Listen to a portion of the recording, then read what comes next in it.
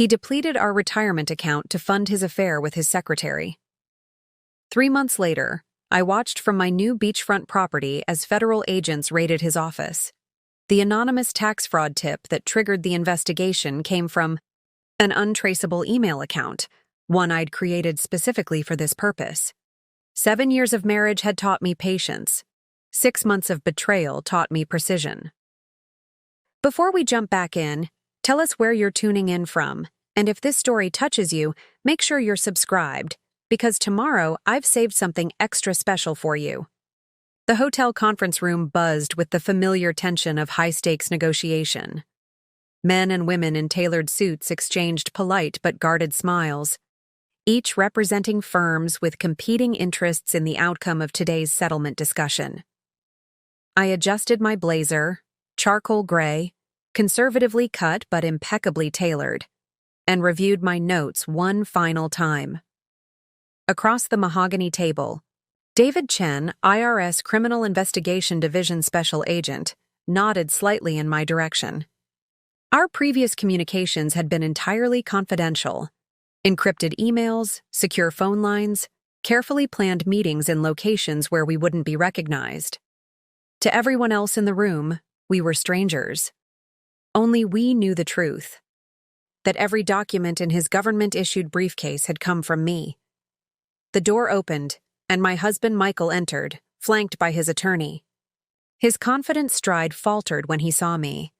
This wasn't part of his script. In his version of events, I was still the devastated wife, too emotionally broken by his infidelity to function, too financially dependent to fight back.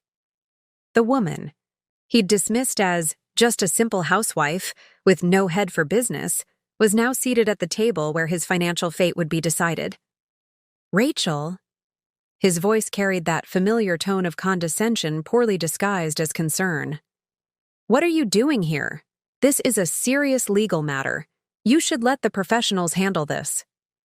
I smiled, the kind of smile that reveals nothing, yet promises everything. I am a professional, Michael. In fact, I'm the forensic accountant who uncovered your elaborate tax evasion scheme. I slid a business card across the table. Rachel Sullivan, CPA, CFE. I've been consulting with the IRS for the past 3 months. The color drained from his face as 7 years of underestimation collided with the reality before him. His attorney leaned over, whispering urgently. But Michael wasn't listening. He was staring at me, finally seeing what had been there all along. The journey to this moment began 6 months earlier with a simple notification on my phone, a credit card alert for a hotel charge I didn't recognize. That single alert had unraveled the fabric of what I thought was my life, revealing a pattern of deception far more complex than a simple affair. The diamond tennis bracelet I discovered hidden in his golf bag wasn't meant for me. The unexplained business trips didn't involve clients. The late nights at the office weren't devoted to building our future. But those betrayals, painful as they were, proved to be just the surface of Michael's deception. Our shared financial history had always been characterized by what Michael called a clear division of responsibilities. He managed the investments, tax planning, and business affairs. I handled the household budget, everyday expenses, and charitable contributions. "You're so good with the little things," he would say, as though managing our daily lives was somehow less significant than his quarterly portfolio reviews.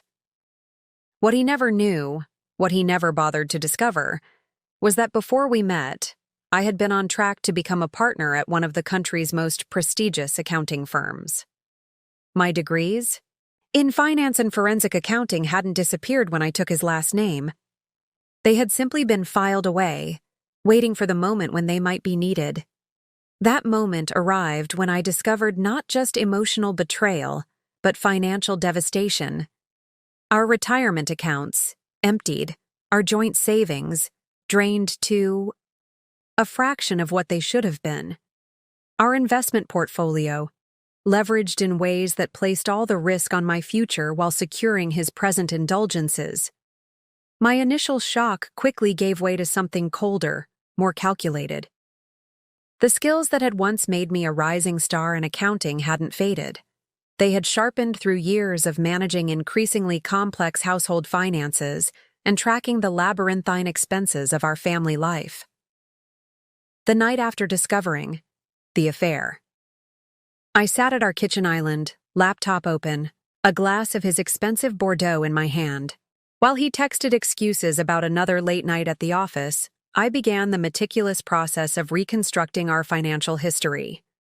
Bank statements, credit card records, investment accounts, property deeds, digital breadcrumbs that would lead me through the hidden landscape of our marriage. By morning, I had created a preliminary financial timeline that raised more questions than it answered. Large cash withdrawals that corresponded with his business trips, wire transfers to shell companies with vague purposes, investment losses that somehow never appeared on our tax returns, and most concerning, a pattern of reported business expenses that seemed to fluctuate wildly depending on how profitable his company had been each quarter. Michael's consulting firm specialized in helping mid-sized businesses optimize their operations and maximize profitability. The irony wasn't lost on me. The efficiency expert who had built a career telling others how to run their businesses had been running a financial shell game in his own backyard. I needed more information, but I also needed time. If Michael suspected I was investigating him, everything would disappear. Digital records would be deleted, paper trails shredded, accounts closed. My advantage lay in his underestimation, as long as he believed I remained the trusting wife, focused on recovering. From his infidelity rather than uncovering his fraud, I would have the time and access I needed. So I played the role he expected. I cried when appropriate, raged when anticipated, and ultimately presented the wounded but willing spouse interested in reconciliation. Each emotional display was calculated, each apparent vulnerability strategic. While he believed he was managing my reaction to his affair, I was building a case that would ultimately destroy everything he had built. Our home office became my command center during the hours he was away.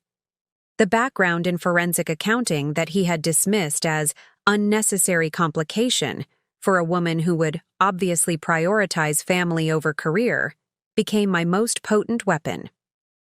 I created systems for organizing and analyzing the information I gathered, spreadsheets that tracked financial movements, timelines that correlated business activities with personal expenditures, network maps that connected shell companies to legitimate business expenses. The more I discovered, the more complex the picture became. Michael hadn't just been hiding an affair. He had been orchestrating a years-long tax evasion scheme, business expenses that never occurred, losses that were manufactured through paper transactions with companies he secretly controlled, income diverted through offshore entities that circled back as consulting fees for services never rendered. The scope was breathtaking, not just in its financial scale, but in its detailed orchestration. This wasn't opportunistic tax avoidance. This was calculated, intentional fraud. And it extended beyond our personal finances to his business operations, potentially putting his clients and employees at risk. I needed expert confirmation before proceeding, someone who could verify my findings without alerting Michael.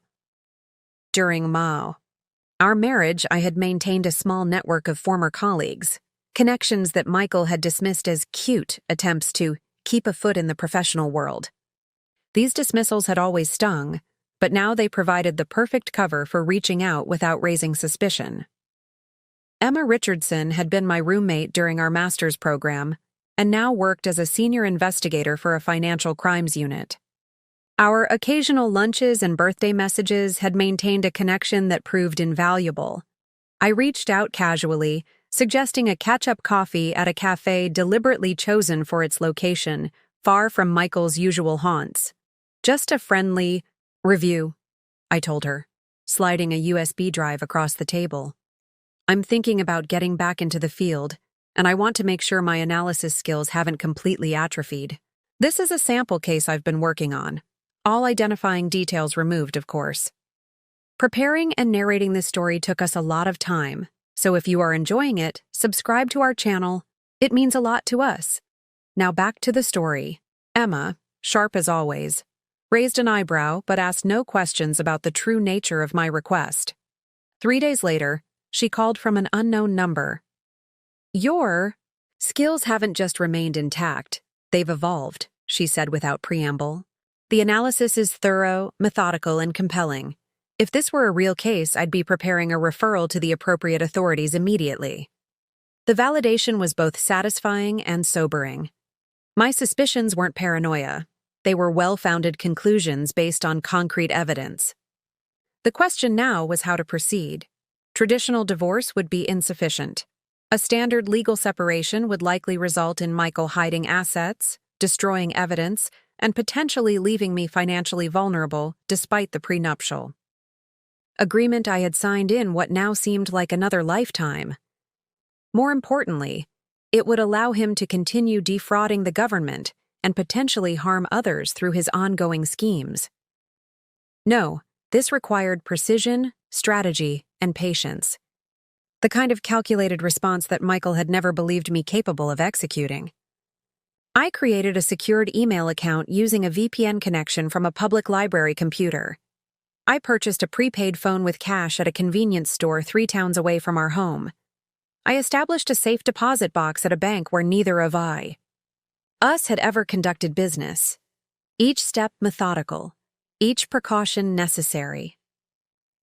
The initial contact with the IRS Criminal Investigation Division was deliberately sparse. Just enough information to establish credibility without revealing my identity or connection to the case. I knew from my background that the IRS received thousands of fraud tips annually. Standing out required providing compelling evidence while protecting my position. Special Agent David Chen responded within 48 hours, a sign that my initial submission had risen above the noise. Our early communications were carefully choreographed, dance of revelation and verification. I provided enough evidence to maintain interest without compromising my safety or future leverage. As trust developed, I gradually expanded the information shared, building a comprehensive picture of Michael's activities. Agent Chen's experience in financial crimes investigation brought new perspectives to my analysis, identifying patterns and connections I had missed. This isn't just tax evasion, he noted during one of our secure calls. There are elements here that suggest money laundering, wire fraud, and potentially even securities violations. The jurisdictional overlap makes this case particularly significant. Before I continue with the details of how my husband's betrayal became his downfall, I want to thank each of you for being here. Your support means everything as I share this journey from devastation to empowerment. If this is your first time, on this channel, we focus on stories of resilience and strategic justice, moments when the underestimated prove their true capability. Consider subscribing to join our community of survivors who refuse to remain victims. Some might view my story as simply a tale of revenge, but it represents something far more significant, a reclamation of power that was systematically denied. What happened between Michael and me reflects patterns that occur in countless relationships, where financial control becomes a tool of domination, where expertise is dismissed based on gender, where dedication to family is weaponized to justify exclusion from financial decisions. The details of my story may be unique, but the underlying dynamics are painfully common. How many of you have had your capabilities questioned or dismissed? How many have discovered that the person who promised to be your partner has been systematically undermining your financial security? The messages I receive daily tell me that these experiences transcend background, education, and circumstance. What I'm about to share isn't just about exposing a cheating husband or recovering stolen funds, though those elements certainly exist. It's about recognizing that justice sometimes requires strategic patience, that reclaiming your power sometimes means using the very skills others have dismissed. Most importantly, it's about understanding that your value isn't determined by someone else's assessment of your worth. As we return to that pivotal moment in the negotiation room, remember that my path there wasn't straightforward or easy. It required confronting painful truths, developing new skills, and ultimately choosing a form of justice that served more than just my personal interests. The table in that hotel conference room represented more than just a meeting place for legal negotiations. It became the stage for a transformation years in the making, the moment when Michael's perception of me collided irrevocably with reality. The woman he had relegated to domestic concerns now controlled the narrative of his professional destruction. His attorney, a silver-haired man whose tailored suit couldn't quite conceal his growing alarm, leaned toward Michael again. "Mr. Sullivan," he whispered urgently, loud enough for me to hear. "We need to request a brief recess to discuss this development." Michael remained frozen, his eyes locked on mine. In that moment, I saw something I had never witnessed in 7 years of marriage: genuine fear. Not the superficial concern he displayed when investments temporarily dropped or when clients wavered, but existential dread as his carefully constructed world began to crumble. Special Agent Chen cleared his throat. "We're prepared to proceed with the presentation of evidence," he stated, opening his briefcase. "Mrs. Sullivan's contributions have been instrumental in piecing together what appears to be a systematic pattern of tax evasion spanning approximately 5 years. Michael's attorney straightened. "My client maintains his innocence of any wrongdoing. We reserve the right to examine the supposed evidence and its source." His emphasis on source carried an implicit threat that my involvement somehow contaminated the investigation. "The source of our evidence ranges from public records to financial disclosures to banking transactions appropriately obtained through legal channels," Agent Chen replied coolly. "Mrs. Sullivan initially brought certain inconsistencies to our attention, but our investigation has been conducted independently and according to all applicable regulations." This was both true and a strategic simplification. My role had been far more substantial than merely flagging inconsistencies, but we had deliberately constructed the narrative to minimize any appearance of personal motivation that might later be used to challenge the findings. As Agent Chen began methodically outlining the case against Michael, I allowed my mind to drift back to the moment this journey truly began, not with the discovery of the affair, but with what I found afterward. The affair had been painful but almost cliché in its predictability. Executive husband, younger secretary, expensive gifts, hidden hotel rendezvous. It followed a script so common it barely deserved mention. What distinguished our situation was what lay beneath that conventional betrayal.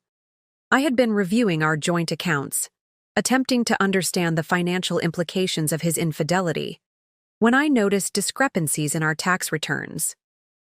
Small inconsistencies at first, deductions that seemed slightly exaggerated, business expenses that didn't align with the calendar of activities I knew intimately as the one who had managed our social and family schedules for years.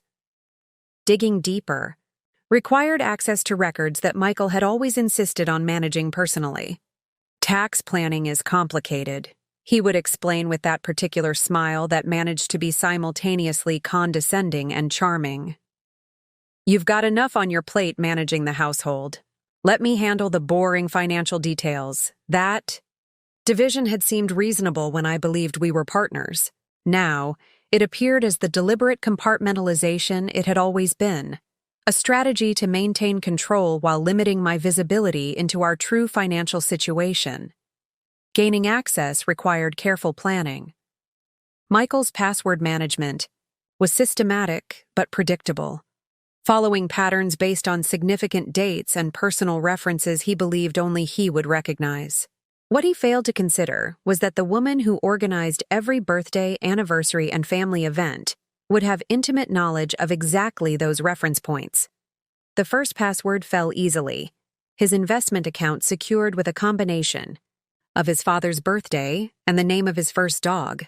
The second required more finesse, his email protected by a phrase from the college football fight song he still played before important meetings for motivation. Each successful access revealed connections to other accounts, other passwords, other protected information. Within 2 weeks, I had assembled a comprehensive map of our true financial situation.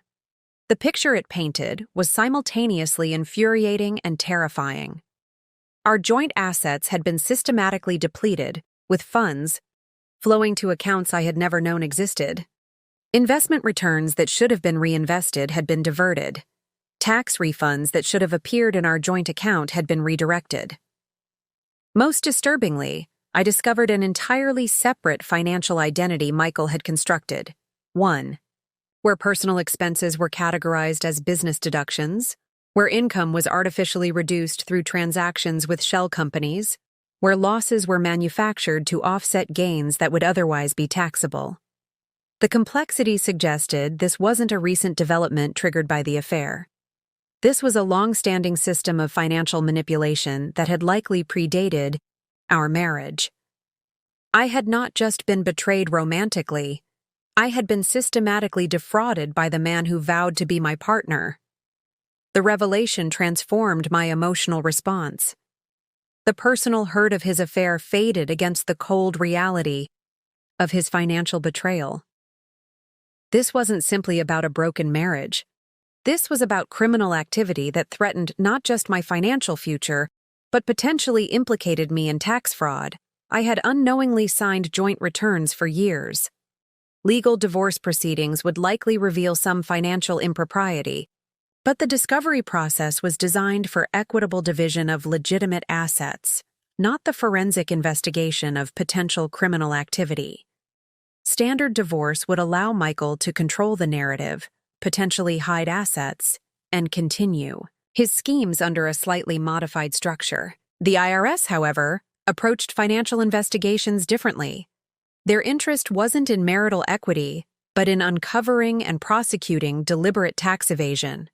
Their investigators had resources and authority that even the best divorce attorneys couldn't access.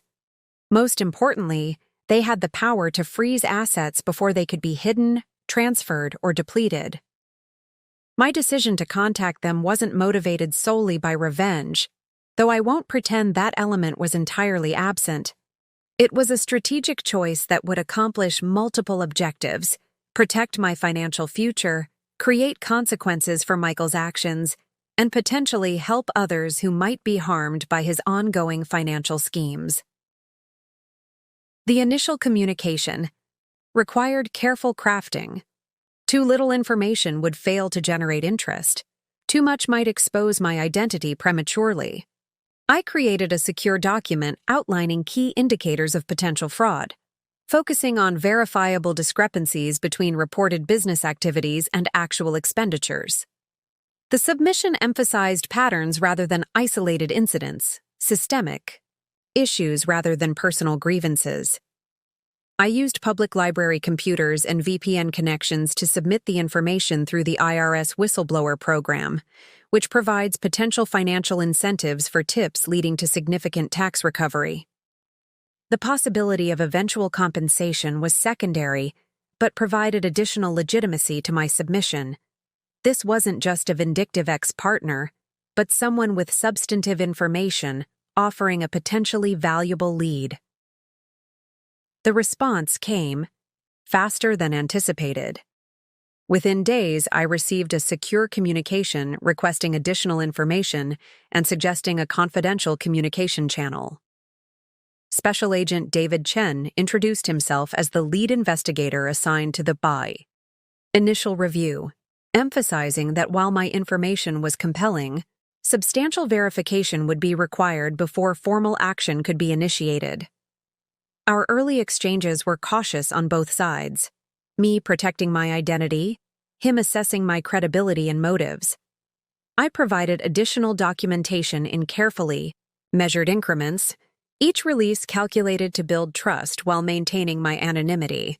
He responded with targeted questions that revealed both his expertise and the seriousness with which the IRS was taking the information. After 3 weeks of secure communications, Agent Chen requested an in-person meeting. This represented a significant escalation and potential risk. Meeting physically would remove a layer of protection, creating vulnerability I had carefully avoided. However, Declining might undermine the credibility I had established and potentially stall the investigation at a critical juncture. The compromise was a meeting in a neighboring state, at a federal building where security protocols would prevent accidental exposure. I created a cover story about visiting a college friend, booked a hotel room under my maiden name using a credit card Michael had no access to, and carefully planned a route that would avoid surveillance or coincidental encounters. The moment that crystallized everything, that transformed my understanding of my marriage and my husband, didn't happen in a dramatic confrontation. It occurred on an ordinary Tuesday evening in our suburban kitchen, with its gleaming granite countertops and professional-grade appliances that Michael had insisted upon during our renovation last year. I stood at the island, chopping vegetables, for a dinner that was scheduled precisely to accommodate Michael's supposedly important client call. The sharp knife moved rhythmically through bell peppers and onions, a domestic task that had become second nature after years of maintaining our home while Michael built his consulting empire. The kitchen embodied the aesthetic perfection Michael demanded in all aspects of our life. Magazine-worthy in its design, meticulously organized, a showpiece that impressed the colleagues and clients he occasionally brought home.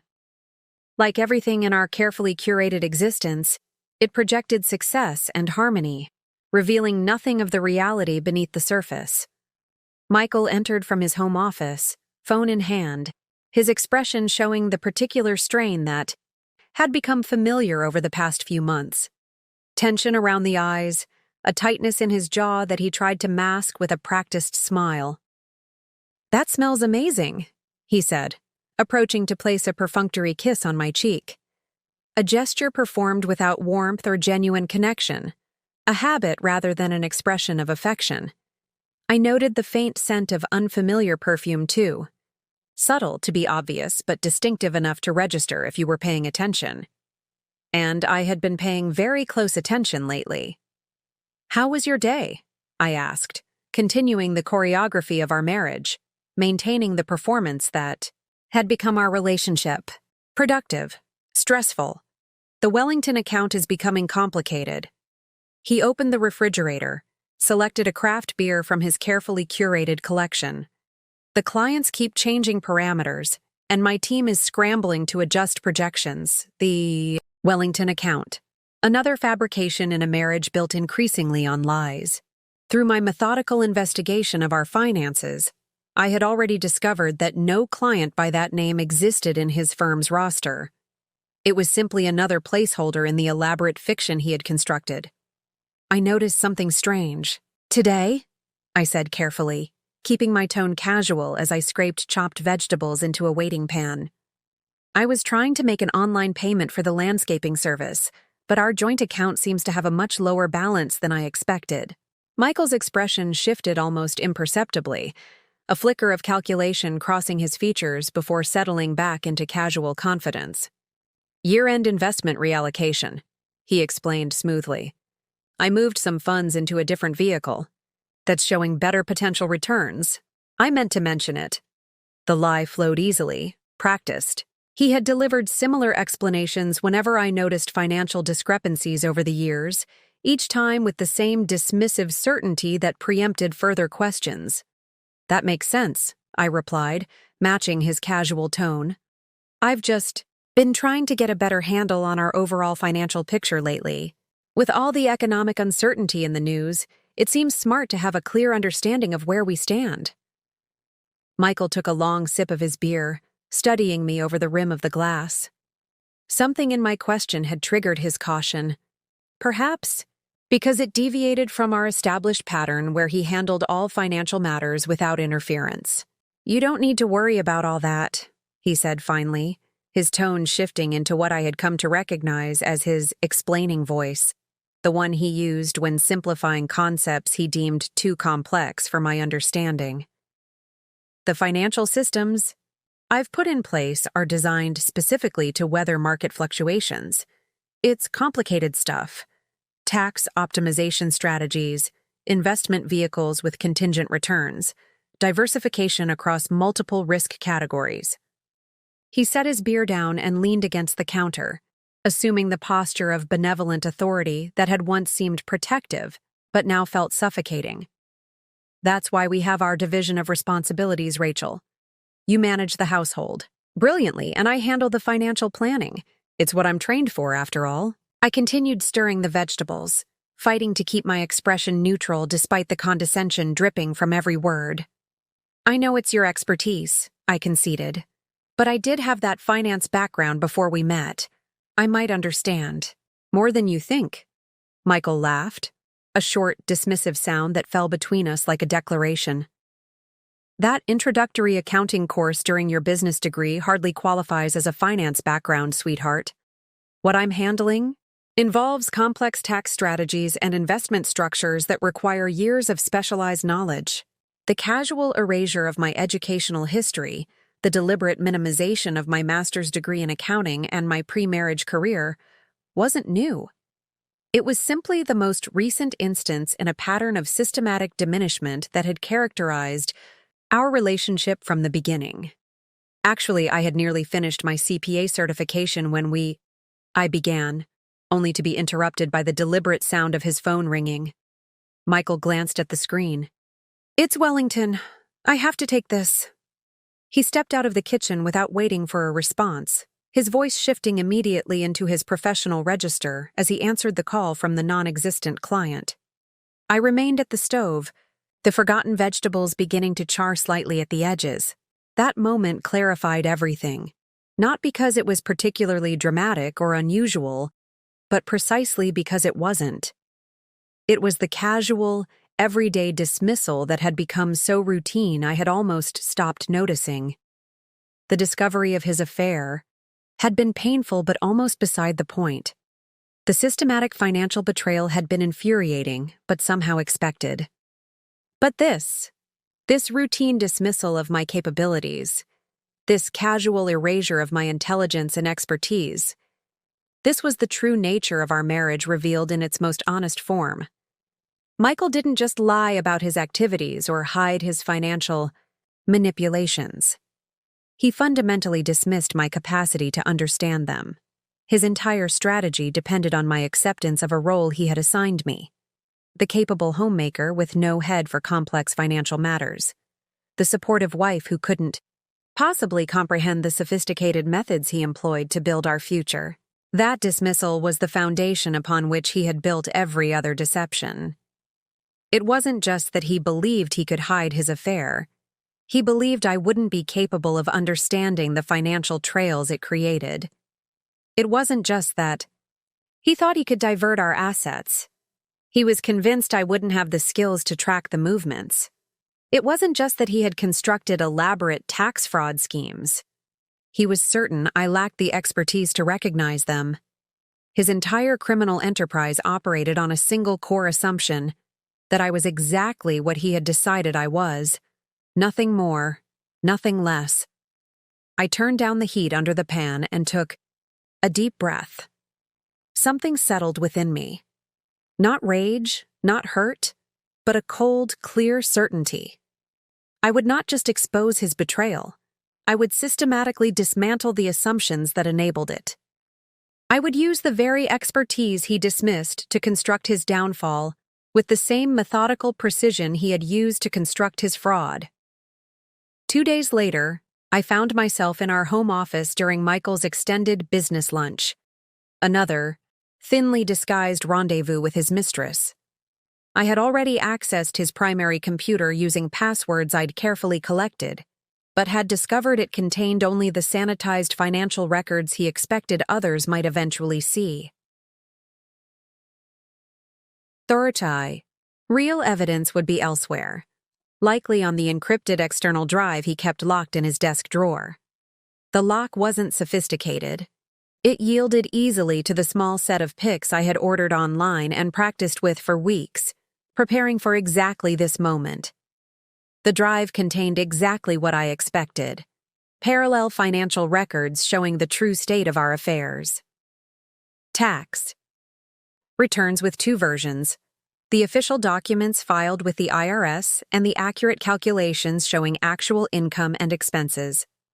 spreadsheets tracking movements between legitimate accounts and shell companies, documentation of property purchases made through obscured ownership structures. Most damning were the emails between Michael and his private banker, discussing strategies for moving assets offshore in ways that would be untraceable in the event of personal complications. A thinly veiled reference to potential divorce proceedings. As I methodically copied the files, careful to leave no digital fingerprints, I felt no triumph, no vindication, only a profound sense of clarity. The husband who had belittled my financial acumen, who had treated my intelligence as a quaint but limited resource, had inadvertently provided me with everything needed to bring his carefully constructed world crashing down. That evening, as we sat across from each other at our dining table, Michael talked extensively about a business conference he planned to attend the following month. He described the networking opportunities, the potential client acquisitions, the strategic partnerships that might develop. He explained how the expanded business would secure our financial future, how his vision would ensure prosperity long into our retirement years. I smiled, asked appropriate questions, appeared suitably impressed by his business acumen and strategic thinking. The performance was flawless on both sides, he believing he was sharing his professional world with an admiring spouse, me knowing that within weeks, that world would no longer exist. His dismissal of my capabilities had created the perfect blind spot. He couldn't conceive that the woman serving perfectly cooked salmon across the table had spent the afternoon documenting his federal crimes. He couldn't imagine that the wife, nodding appreciatively at his business strategies, was developing strategies of her own, more sophisticated, more comprehensive, and ultimately more devastating than anything in his limited imagination. "You're incredible," I told him, raising my wine glass in a toast that he eagerly reciprocated, basking in what he perceived as admiration. "I don't know how you manage to keep track of all these complex business dealings." "It's all about systems," he replied, his expression settling into the familiar pattern of benevolent condescension. "Creating structures that organize complexity into manageable components." "I'd love to understand more about how that works," I said, testing the boundaries of his assumptions about me. His smile tightened almost imperceptibly. "Trust me, Rachel, you'd find it tediously boring. You're brilliant with people, with creating the perfect home environment. We each have our strengths. That's what makes us work so well together." In that moment, as he casually reinforced the key limitations he had assigned me, I felt something shift. The last lingering doubt about my planned course of action dissolving completely. This wasn't just about recovering stolen assets or exposing infidelity. This was about dismantling a fundamental injustice that extended far beyond our marriage. The dismissal reflected in his condescending smile deserved a response equivalent to its magnitude, and I was now positioned to deliver exactly that. The following morning, I woke before sunrise. Michael slept beside me, his breathing deep and regular, completely unaware that everything had changed. I slipped from the bed carefully, not wanting to disturb what would be one of his last peaceful nights of sleep. The house was silent as I made my way to the kitchen. I prepared coffee with the same methodical precision I would soon apply to dismantling Michael's life, each step measured, each movement purposeful. The familiar routine provided a framework for the unprecedented thoughts forming in my mind.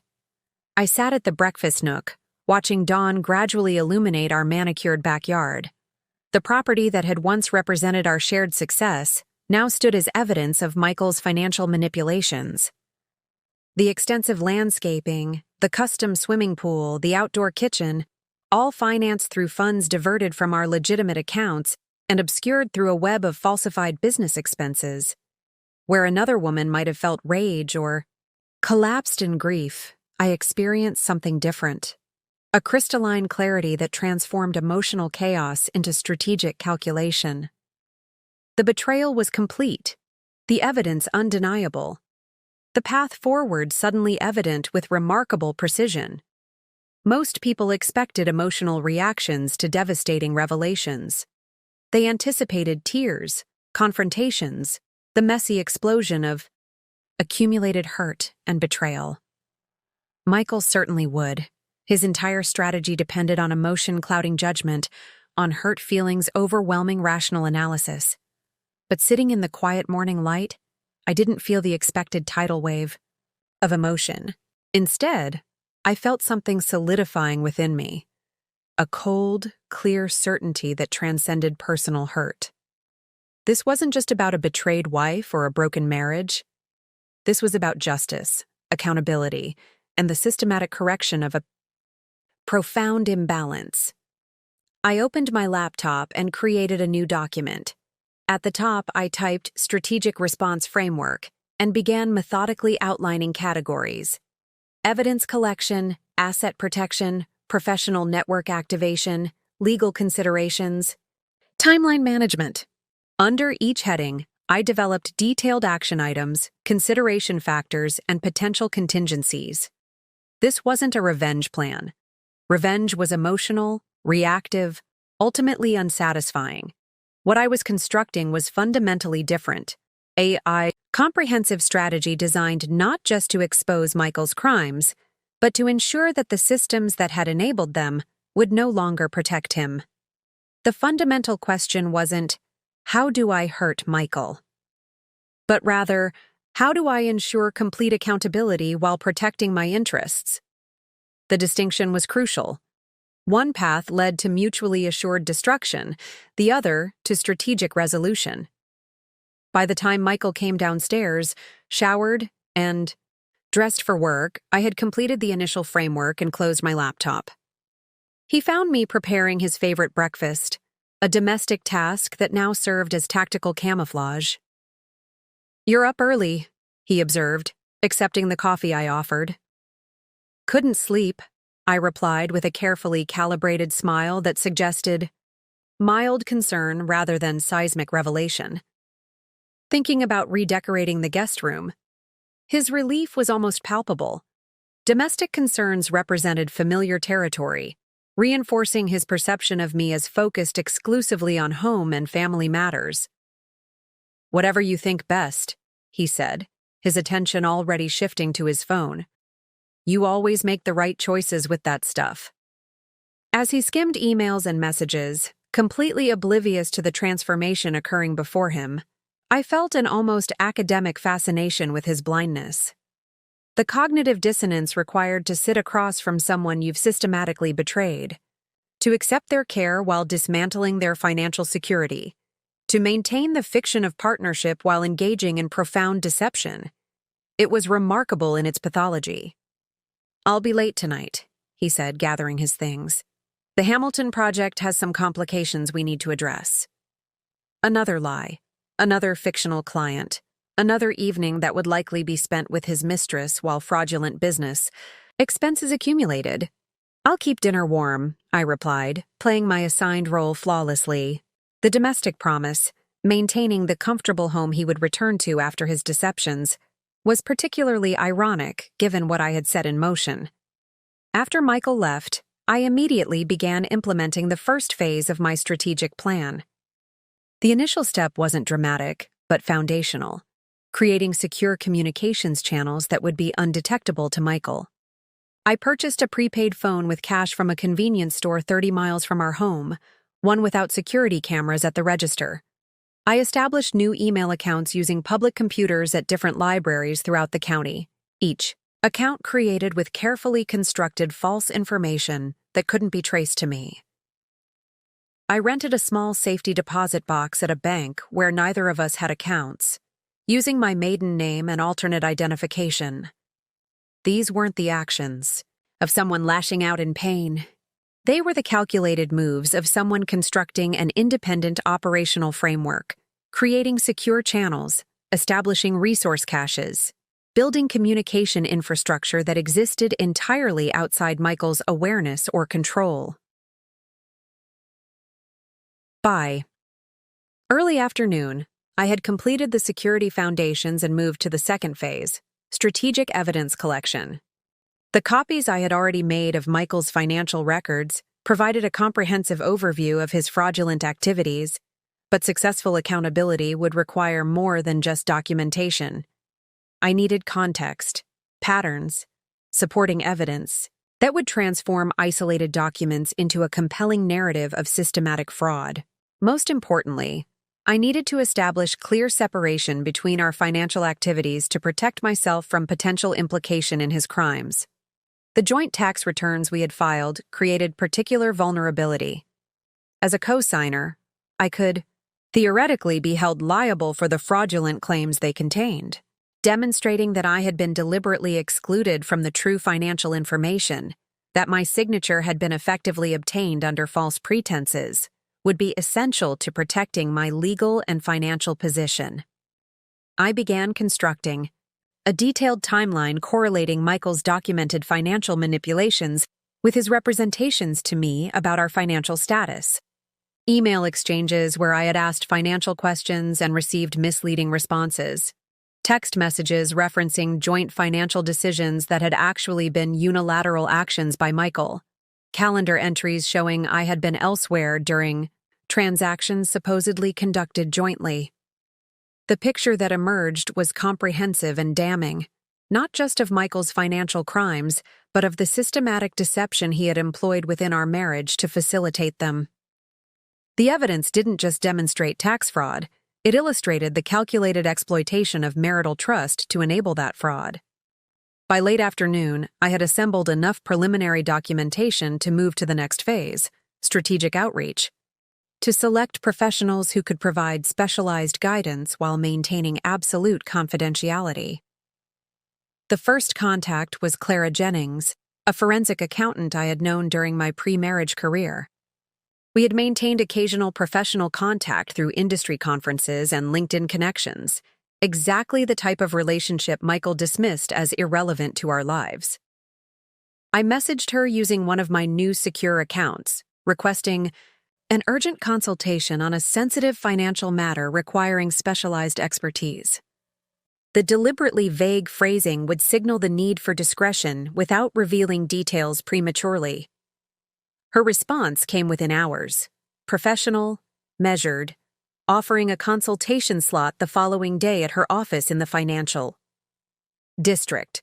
The location was perfect, a building housing dozens of financial services firms where I could enter without attracting attention or creating records that might later be discovered.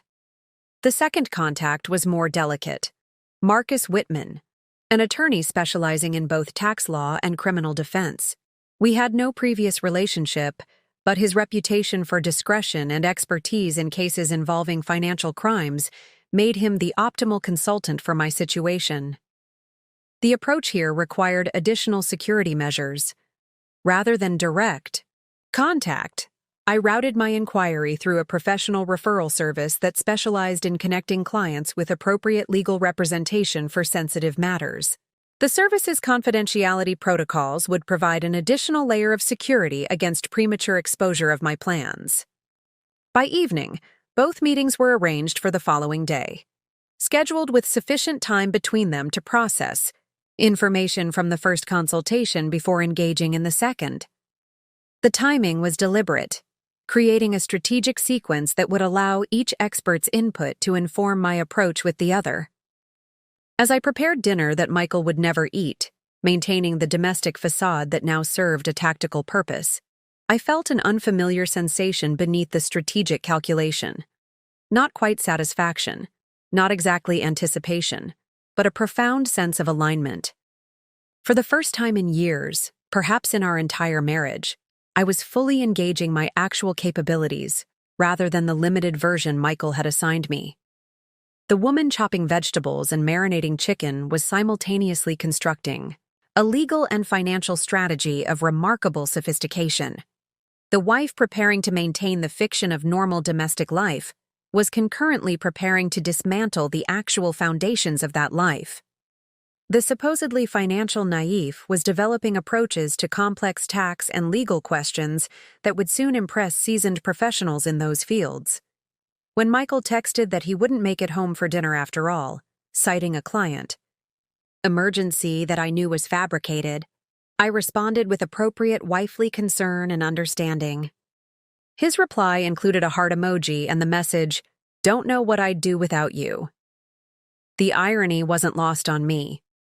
He would soon find out exactly what he would do without me, and without his freedom, his reputation, his assets, and his carefully constructed fiction of respectability. But that revelation would come precisely when I determined it should, not a moment before.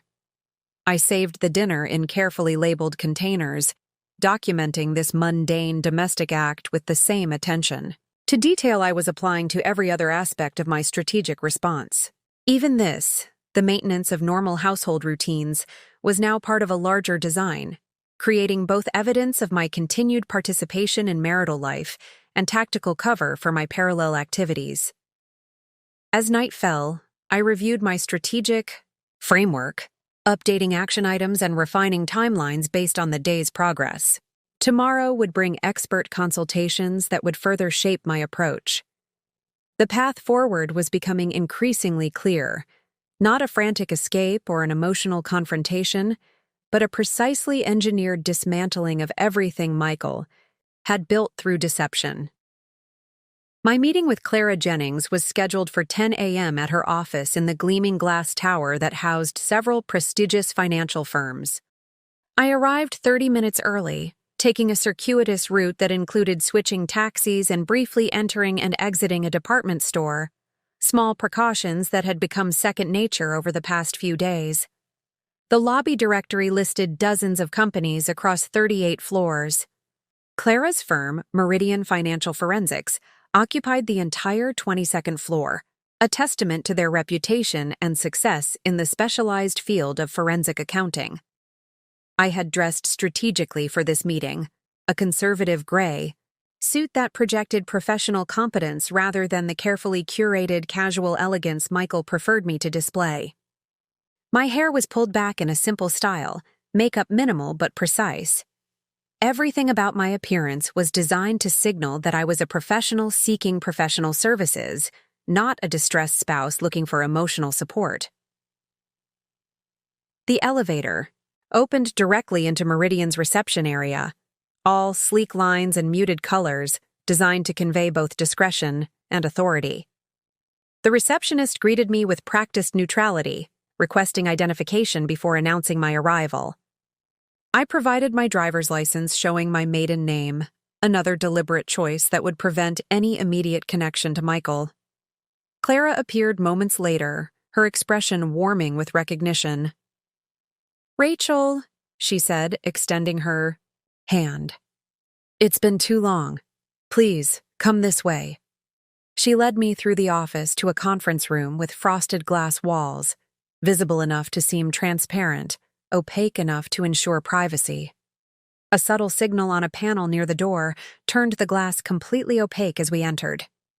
"Standard privacy protocol," Clara explained. "Once activated, it also engages sound dampening and electronic countermeasures." She gestured to the comfortable chairs surrounding a polished conference table. "How can I help you today?" I placed a sealed envelope on the table. "Before we begin, I need to establish privilege and confidentiality. This retainer should cover initial consultation and preliminary analysis." Clara nodded, understanding immediately the seriousness of whatever had brought me here. She opened the envelope, confirmed the contents, and signed a receipt that she then passed to me. "With that established," she said, her tone shifting from friendly to professionally focused, "what brings you to Meridian?" "I need a forensic analysis of potentially fraudulent financial activities," I replied, placing a USB drive on the table. "And I need absolute certainty about my own exposure or liability related to these activities." Clara picked up the drive, turning it thoughtfully in her fingers. "May I ask about the nature of your relationship to the subject of this investigation?" "He's my husband," I said simply. "And he's been systematically defrauding both me and the federal government for at least 5 years. If Clara was surprised by this direct statement, she didn't show it. Her expression remained professionally neutral as she connected the drive to a standalone computer, one specifically designated for reviewing sensitive materials, isolated from networks that might be compromised. "I'll need to review the contents. Before we proceed further," she said, "would you prefer to wait here or in our client lounge?" "I'll wait here," I replied. The client lounge would likely have other people, potential witnesses to my presence. The conference room offered complete privacy. Clara nodded and began reviewing the files. Her expression remained impassive, but I noticed subtle tells as she progressed through the documents: a slight narrowing of the eyes, an occasional pause to make notes, a barely perceptible shake of the head at particularly egregious examples. After 20 minutes of silent review, she looked up. "This is extensive," she said, her tone measured, "and sophisticated in its execution. You've already done considerable analysis yourself." It wasn't a question, but I answered anyway. "I have a master's degree in accounting with a specialization in forensic analysis. I worked for Deloitte before my marriage." Something shifted in Clara's expression. Not quite surprise, but reassessment. "I remember you were at Deloitte, but I didn't realize your specialization was forensic." "Few people do," I replied. "My husband certainly doesn't. Or rather, he's deliberately chosen to forget." Clara nodded, understanding the implications. "That actually works in your favor legally. The disparity between your actual qualifications and his representation of your financial acumen strengthens the case for deliberate concealment rather than co-conspiracy."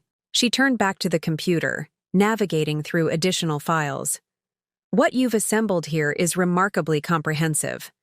The connection between personal expenses mischaracterized as business deductions, the manufactured losses through related party transactions, the manipulated basis calculations. It's all documented with exceptional precision." "I've had access to his records for approximately 3 weeks," I explained. "I've been working primarily between midnight and 4 a.m. when he's sleeping to avoid detection." Clara looked up again, her professional detachment momentarily giving way to genuine admiration. "That's impressive dedication and methodical execution." "I had significant motivation," I replied simply. She nodded and returned to the files, focusing now on a different category of documents.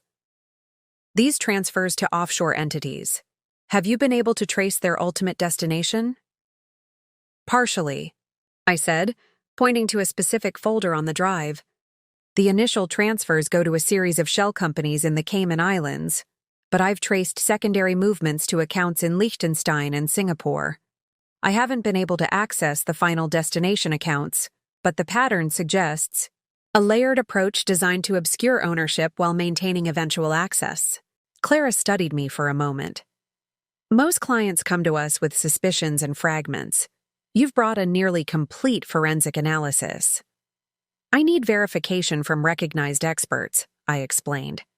"My analysis alone, given my relationship to the subject, could be dismissed as biased or vindictive.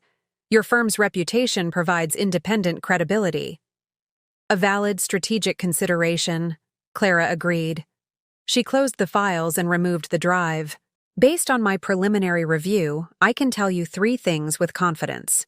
First, the evidence of fraudulent financial activity is substantial and compelling.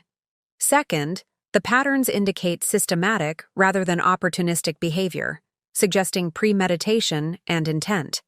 Third, your documentation of your exclusion from these activities is sufficiently comprehensive to establish your position as an unwitting participant rather than a co-conspirator." She leaned forward slightly. "What exactly do you hope to achieve with this information, Rachel?" The question was direct, professional rather than judgmental. It deserved an equally direct answer. "Complete accountability," I replied. "I want the appropriate authorities to have everything they need to fully prosecute the criminal activities. I want to ensure my own legal and financial protection from both the consequences of his actions and any retaliatory measures he might take." and I want to prevent him from continuing these patterns with future victims. Clara nodded, accepting the clarity of my objectives. Those are achievable goals, given the quality of evidence you've assembled. We can provide the expert verification and additional analysis you're seeking, as well as guidance on appropriate authorities for different aspects of the case. She paused, considering something. There's an additional aspect you may not have considered. The IRS whistleblower program provides financial incentives for information that leads to the recovery of significant unpaid taxes. Based on what I've seen here, the amounts involved would qualify for substantial compensation, typically between 15% and 30% of the collected amounts. I hadn't considered this aspect. My primary motivation was accountability, not financial gain. But the potential whistleblower compensation could provide additional security during what would likely be a turbulent period ahead. That would be a secondary consideration, I said, but potentially useful for establishing financial independence during legal proceedings. Exactly, Clara agreed. Now, let's discuss next steps. I recommend a full forensic analysis by our team, focusing particularly on strengthening the documentation of your exclusion from financial decisions.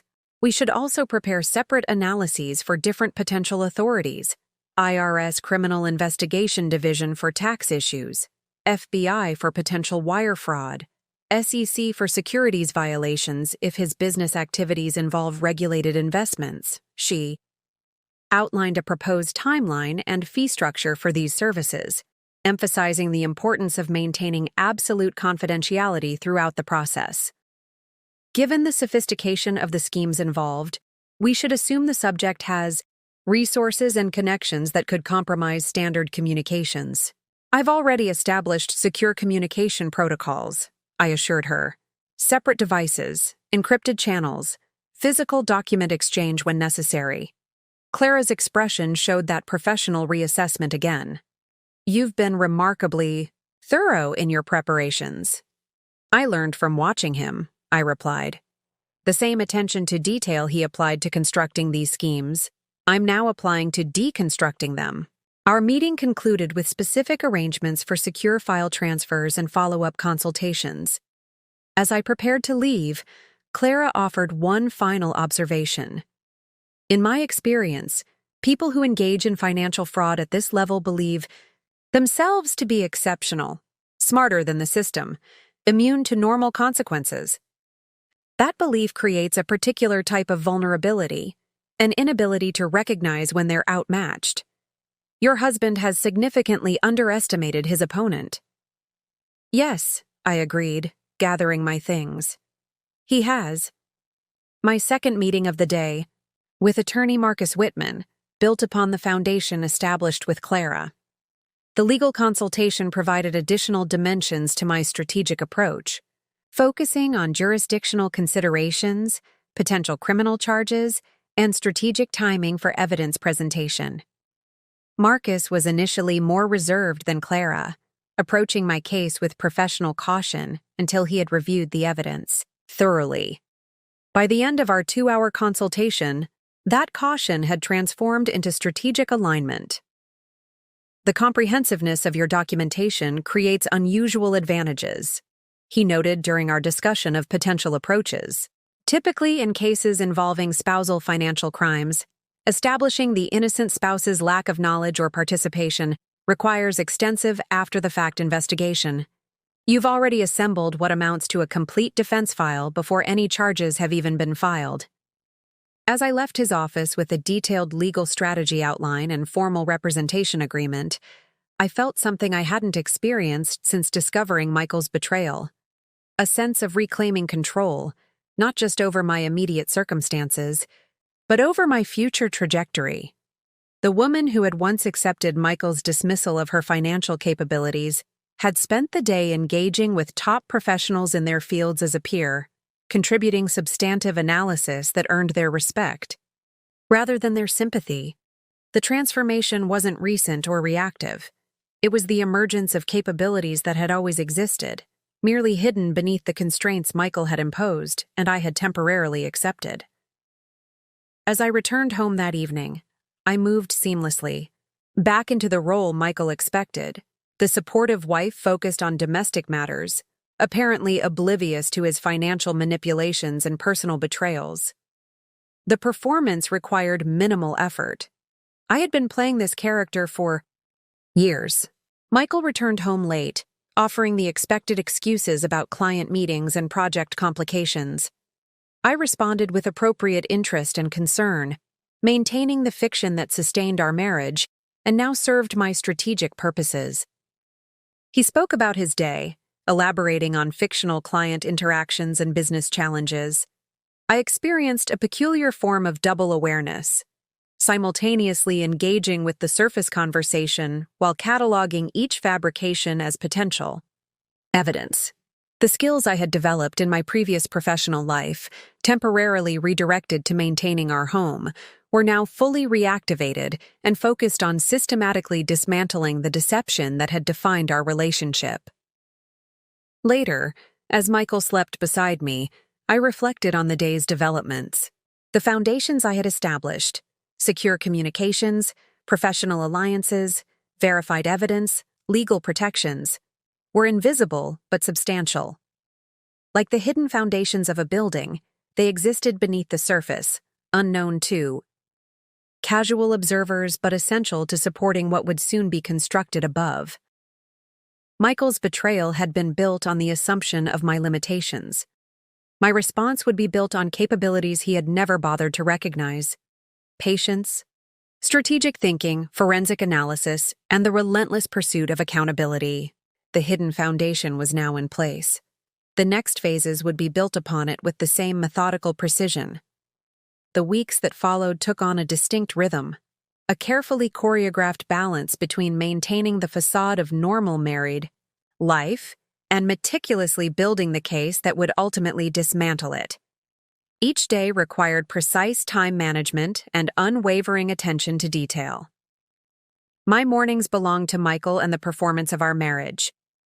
I prepared his breakfast, maintained light conversation about household matters and social obligations, asked appropriate questions about his work while appearing to accept his simplified explanations. This daily routine served dual purposes: maintaining his confidence in my ignorance while providing opportunities to collect additional evidence of his ongoing deceptions. Each casual mention of a client meeting became a data point to be verified against his actual whereabouts. Every reference to a business expense became an item to cross-reference against financial records. The domestic conversations he considered trivial were, in fact, carefully structured intelligence-gathering operations. The hours while Michael was at work, or claimed to be at work, became my primary operational time. I divided these periods into specific functional blocks, each dedicated to particular aspects of my developing strategy. Documentation and evidence collection remained the foundation.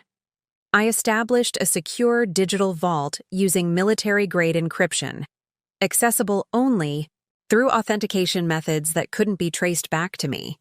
Every financial record, every inconsistent statement, every documented lie was categorized, cross-referenced, and preserved with chain-of-custody protocols that would withstand legal scrutiny.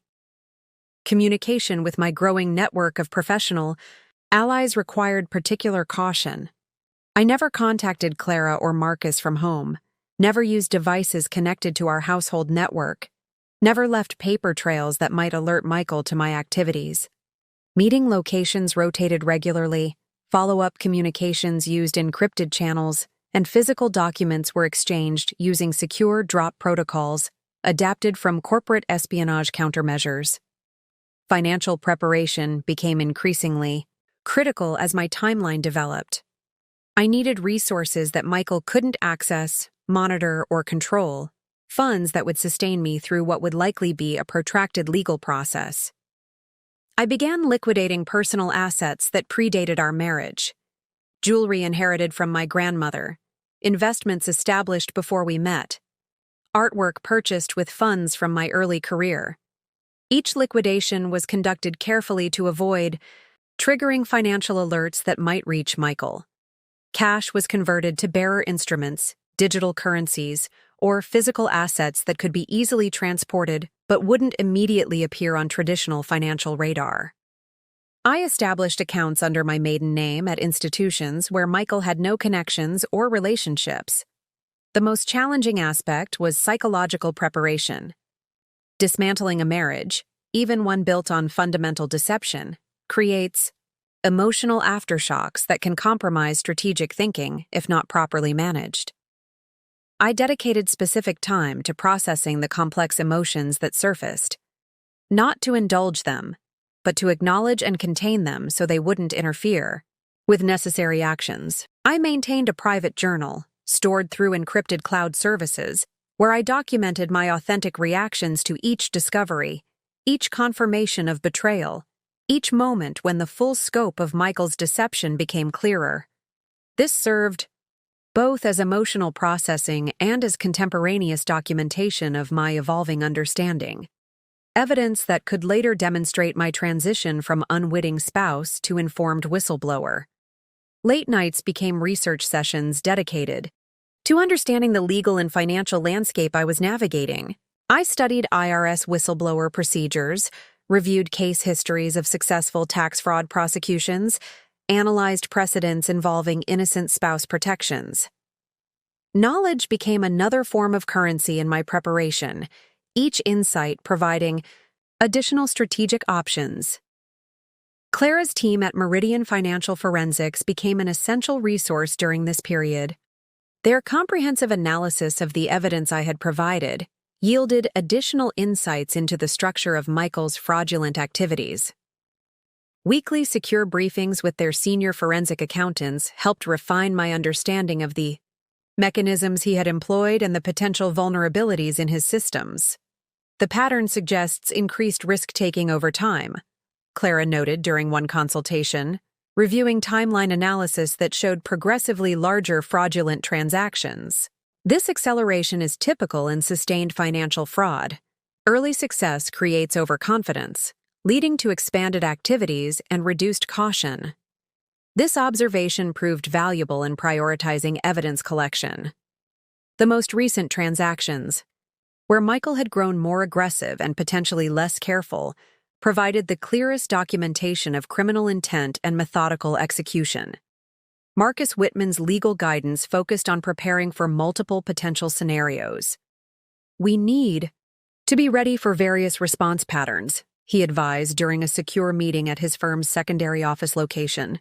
"If the IRS moves quickly based on your evidence, we need a synchronized strategy for divorce proceedings that leverages those developments without compromising the federal investigation."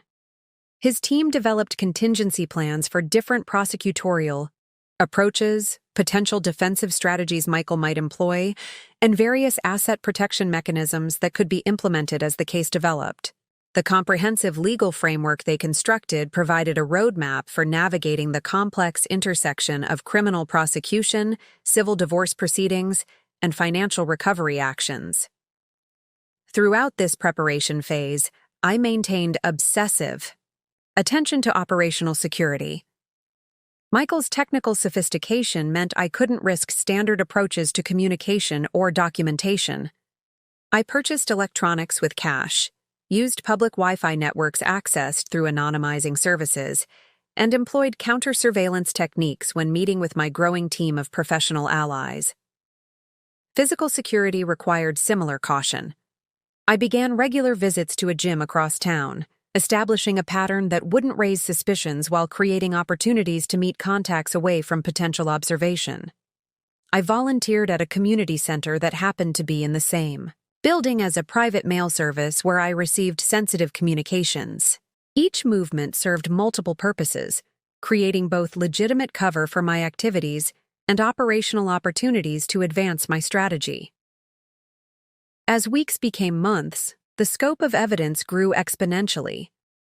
What had begun as documentation of personal financial betrayal expanded into comprehensive mapping of a sophisticated criminal enterprise. Michael's fraudulent activities extended beyond our personal finances into his business operations, client relationships, and investment structures. The most disturbing discovery came through Clara's specialized team focused on business analysis. They identified a pattern suggesting Michael had been leveraging client information for personal gain, potentially using confidential data from his consulting clients to inform investment decisions, a form of insider trading that added securities, fraud to the growing list of potential charges. This significantly changes the jurisdictional landscape, Marcus explained when I brought this evidence to his attention. Securities violations bring the SEC into play alongside the IRS and potentially the FBI. Multiple federal agencies create both challenges and opportunities for our approach. The mounting evidence required increasingly sophisticated organization systems. I developed a secure database that mapped relationships between entities, transactions, communications, and timeline events. The visual representation revealed patterns that might otherwise have remained obscured, connections between seemingly unrelated activities, temporal relationships that suggested coordination, recurring methods that demonstrated systematic approach rather than isolated incidents. Throughout this intensive preparation period, I maintained the external appearance of normalcy with remarkable discipline. I attended social functions with Michael, managed household responsibilities, participated in family events, all while systematically assembling the evidence that would ultimately destroy the life we had supposedly built together. Michael remained completely unaware, his confidence in my ignorance so complete that he never questioned my activities or expressions. The emotional distance that had characterized our marriage for years became an unexpected asset. He had long ago stopped paying genuine attention to my thoughts, interests, or activities beyond their relevance to his needs and image. His dismissal of my capabilities had created the perfect operational environment for my preparations. The woman he believed capable only of managing domestic matters was methodically constructing a case that would withstand federal scrutiny. The wife he had reduced to a supporting character in his life story was authoring a completely different narrative, one where his criminal activities would receive the full attention of multiple regulatory and law enforcement agencies. By the end of the third month, my preparation had reached a critical threshold. The evidence was comprehensive, the professional network fully established, the financial safeguards implemented, the strategic approach refined through multiple consultations with experts in relevant fields. A secure meeting with Clara, Marcus, and their respective senior team members marked the transition from preparation to activation. The documentation is exceptional, Clara confirmed, reviewing the final analysis package her team had prepared. The evidence establishes clear patterns of deliberate tax evasion, wire fraud, and potential securities violations.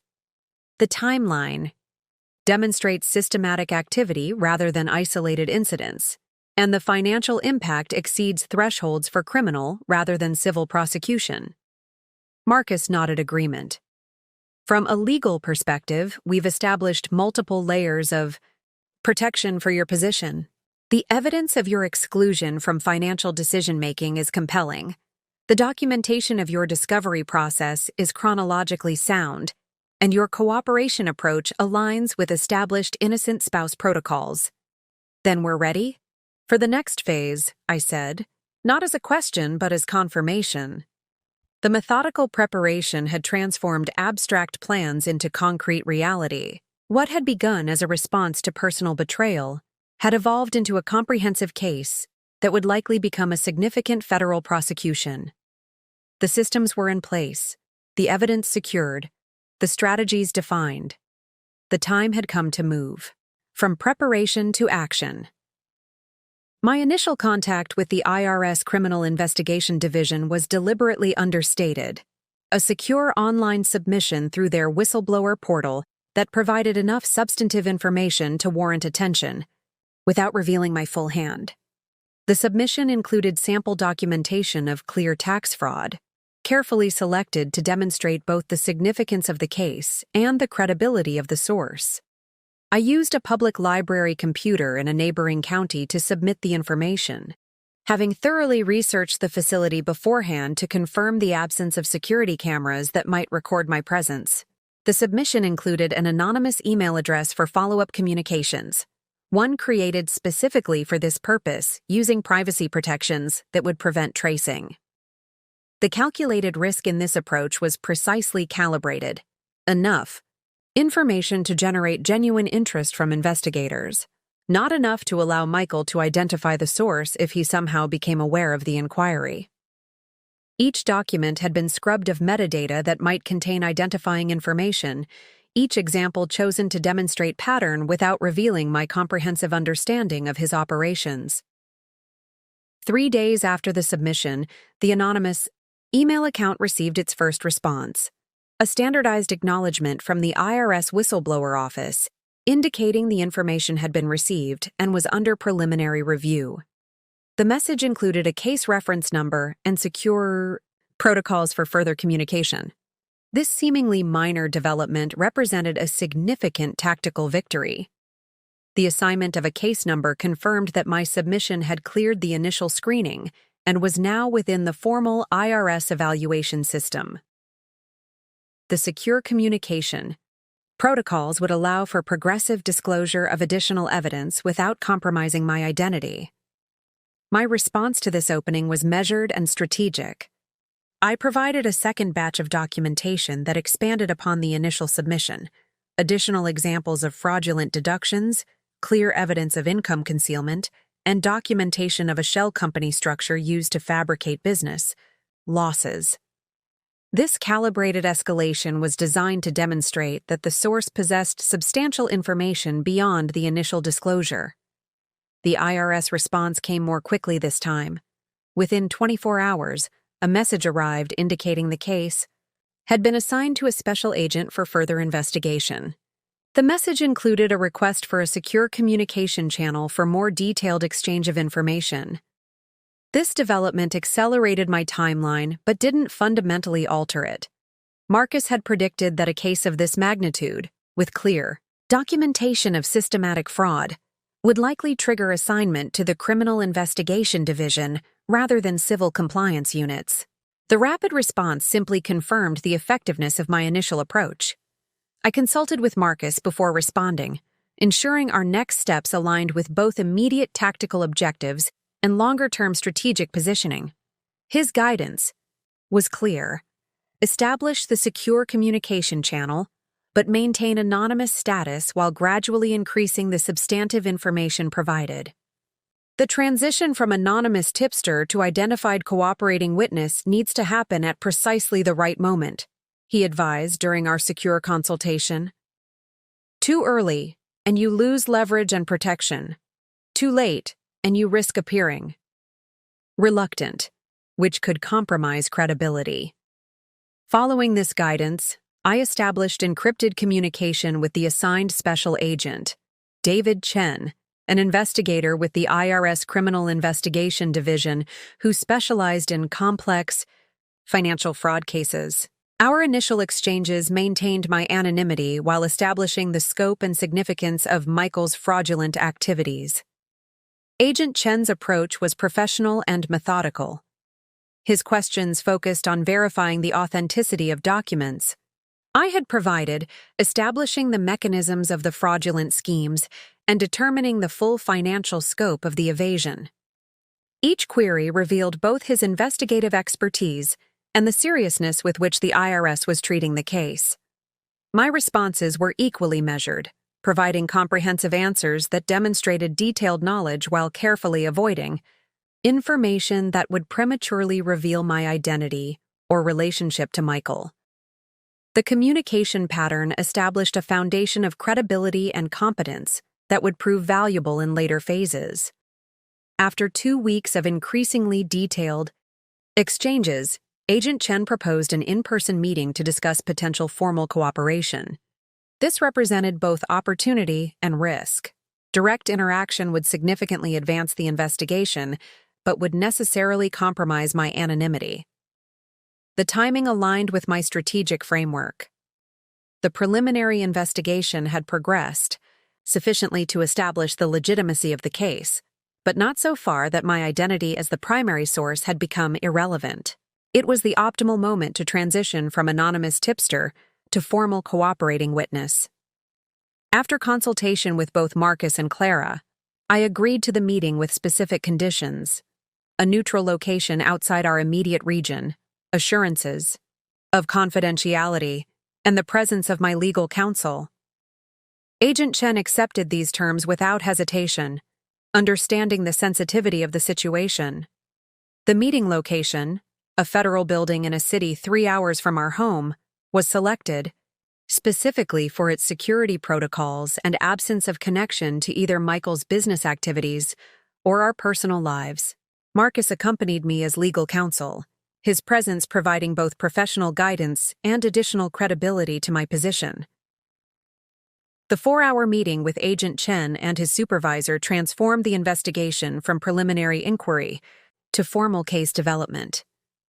I provided comprehensive documentation of Michael's fraudulent activities, tax returns with false deductions, bank records showing income diversion, evidence of shell companies used for artificial loss generation, and documentation of my own exclusion from these financial decisions. This is one of the most thoroughly documented initial presentations I've encountered in 15 years of financial investigations, Agent Chen's supervisor noted after reviewing the materials. The organization and analysis reflect professional-level understanding of both tax requirements and forensic documentation.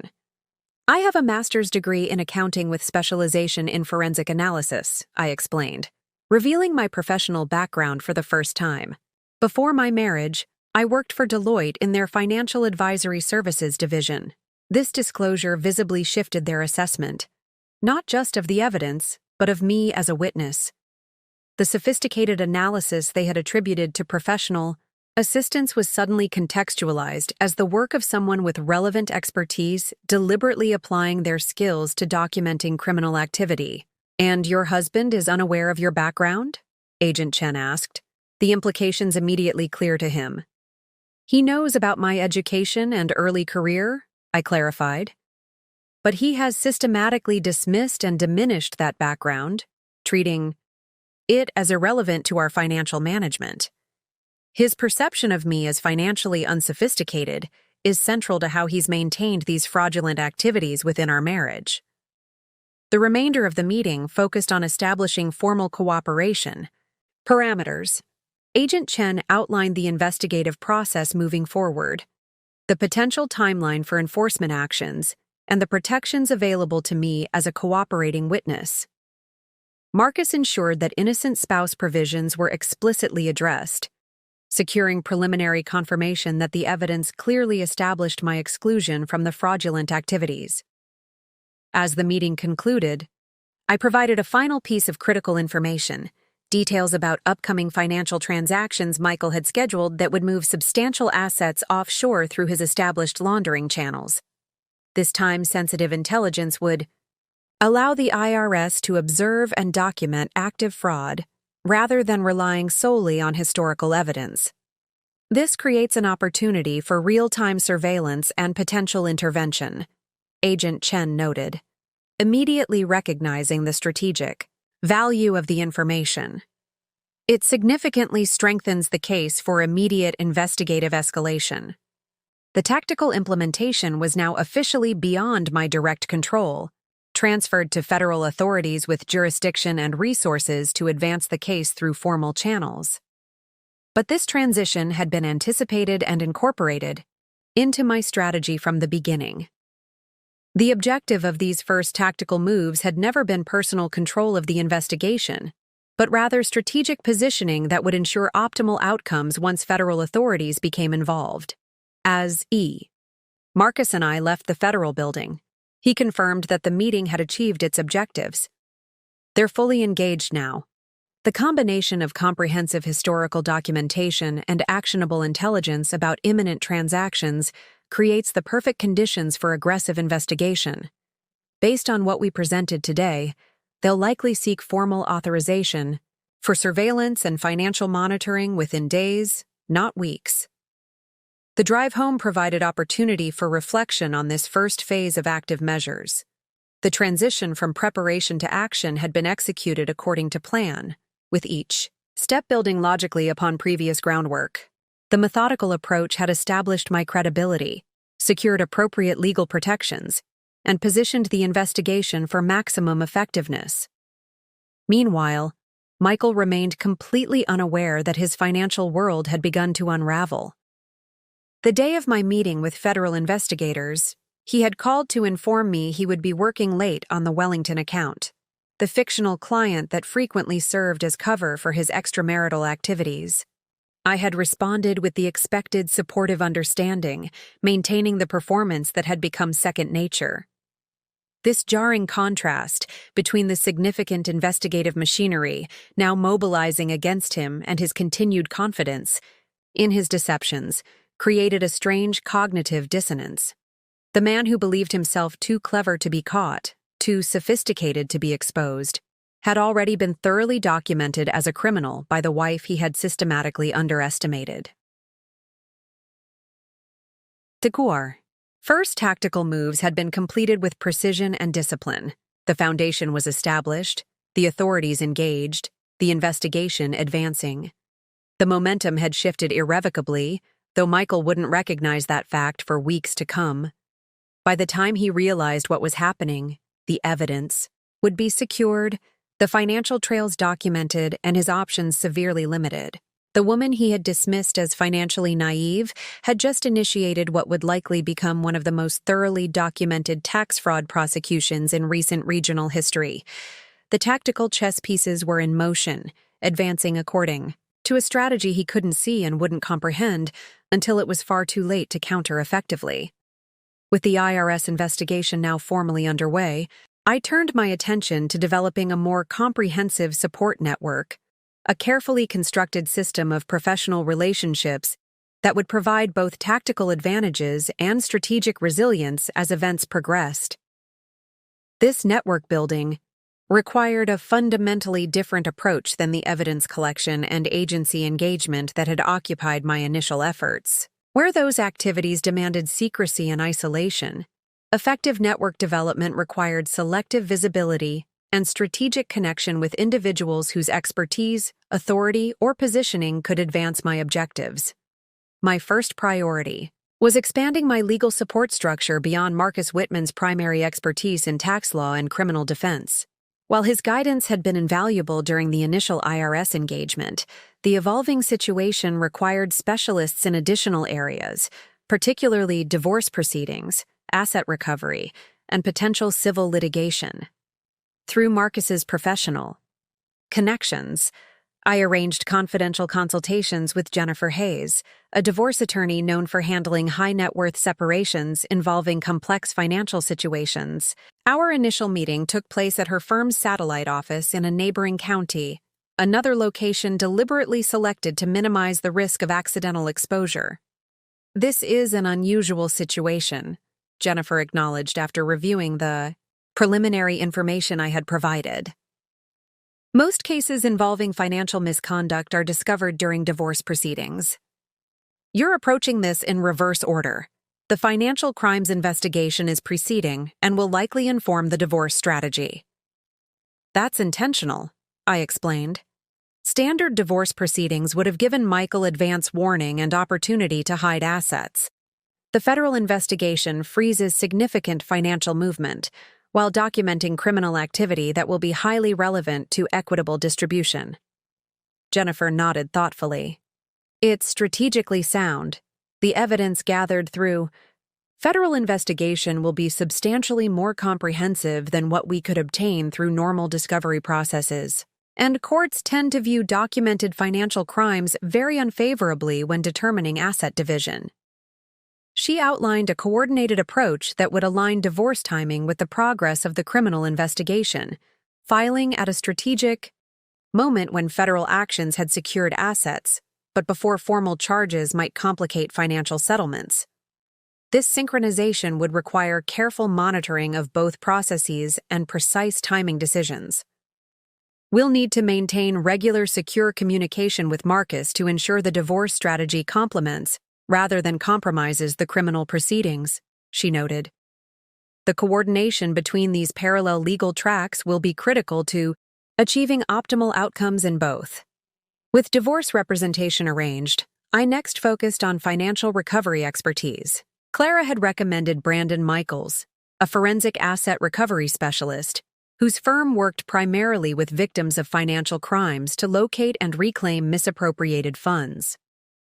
Our meeting took place at a quiet cafe selected for its absence of surveillance cameras and minimal staff. Based on the documentation you've shown me, we're looking at multi-layered concealment strategies, Brandon observed after reviewing selected financial records. The offshore structures, particularly the Liechtenstein and Singapore connections, suggest sophisticated attempts to distance assets from their origins. Can they be traced and recovered? I asked, focusing on the practical implications. Almost. Certainly, he confirmed. The very mechanisms designed to hide money create distinctive patterns when you know what to look for. Modern financial forensics can follow these trails with remarkable precision, especially when we have access to the originating accounts and initial transfer documentation, which your evidence provides. Brandon outlined a comprehensive asset tracing strategy that would run parallel to both the federal investigation and divorce proceedings, identifying hidden funds, documenting ownership chains, and establishing recovery mechanisms that could be implemented once legal proceedings created the necessary authority for reclamation. The key is coordination, he emphasized, echoing Jennifer's earlier point. Federal action may freeze some assets but overlook others. Divorce proceedings create certain financial disclosure requirements but have jurisdictional limitations. My team can help identify and address the gaps between these processes to ensure comprehensive financial recovery. The third critical addition to my network came through Emma Richardson, my former colleague who had provided initial verification of my findings. She introduced me to Daniel Parker, a reputation management consultant who specialized in helping wronged parties navigate the public dimensions of high-profile legal proceedings. Financial crimes at this level rarely remain private, Daniel explained during our confidential consultation. When federal charges become public, there will be media interest, professional community attention, and social network reactions. Having a strategic approach to managing these dimensions can significantly impact both legal outcomes and personal well-being. He outlined a measured communication strategy that would position me appropriately as events unfolded, neither seeking publicity nor appearing to hide, providing factual responses when necessary without fueling speculation, maintaining professional dignity throughout what might become a highly publicized case. The goal isn't to win a public relations battle, he clarified. It's to ensure that external perceptions don't negatively impact legal proceedings or future professional opportunities. The narrative established during this period will have long-term implications for your post-divorce life and career. This forward-looking perspective, considering not just the immediate legal challenges, but the subsequent rebuilding of my professional and personal identity, added an important dimension to my strategic planning. Each member of this expanding network contributed unique expertise while reinforcing a consistent approach, methodical, coordinated, focused on comprehensive rather than merely punitive outcomes. As these professional relationships developed, I maintained rigorous security protocols, using different meeting locations, secure communication channels, and careful documentation control. No single advisor had complete visibility into all aspects of my strategy, creating compartmentalized knowledge that reduced vulnerability while ensuring necessary coordination through my central management. The professional network was supplemented by a small but critical personal support system. Individuals who provided emotional rather than tactical support during a period of extraordinary stress and complex performance. This included Dr. Sarah Levine, a therapist specializing in betrayal trauma and complicated divorce situations, who helped me process the emotional dimensions of Michael's deception without compromising my strategic discipline. What you're experiencing combines multiple significant stressors, Dr. Levine observed during one of our sessions. The emotional betrayal of infidelity, the financial betrayal of fraud, the cognitive dissonance of maintaining a performance. While pursuing accountability, each would be challenging in isolation. Combined, they create extraordinary psychological pressure. Our weekly sessions provided a controlled environment for acknowledging and processing these emotions without allowing them to interfere with necessary actions. This emotional maintenance proved as important as any tactical preparation, ensuring my decision-making remained clear and strategic rather than reactive or impulsive. By the 6-week mark following my initial IRS submission, the network had developed into a comprehensive support structure. Legal, financial, reputational, and emotional resources aligned around a coordinated strategy. Each component operated with appropriate independence while maintaining necessary connections through secure channels I personally managed. This network development coincided with significant progress in the federal investigation.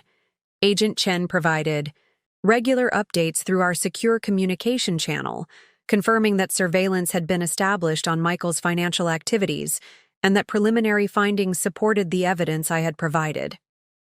The real-time observation of the offshore transfers you identified has been particularly valuable, he noted in one update.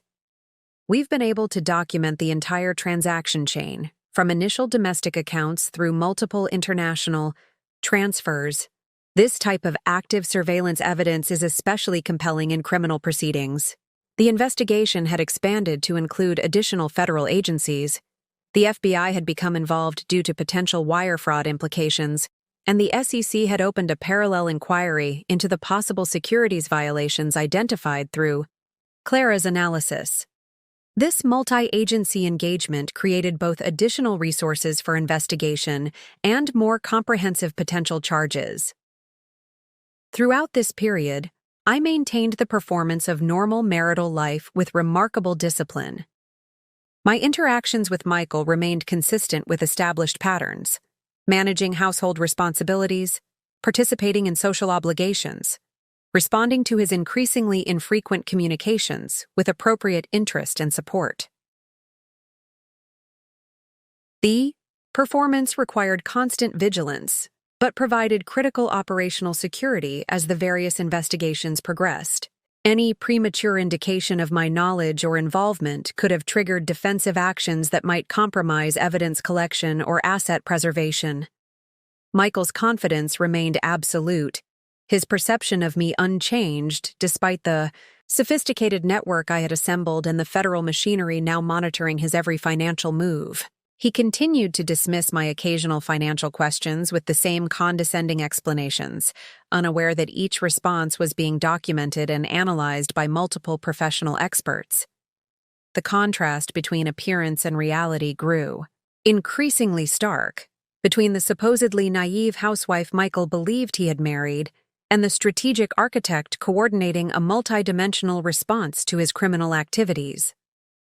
Between the successful financial expert he presented to the world and the desperate fraudster scrambling to maintain increasingly vulnerable schemes.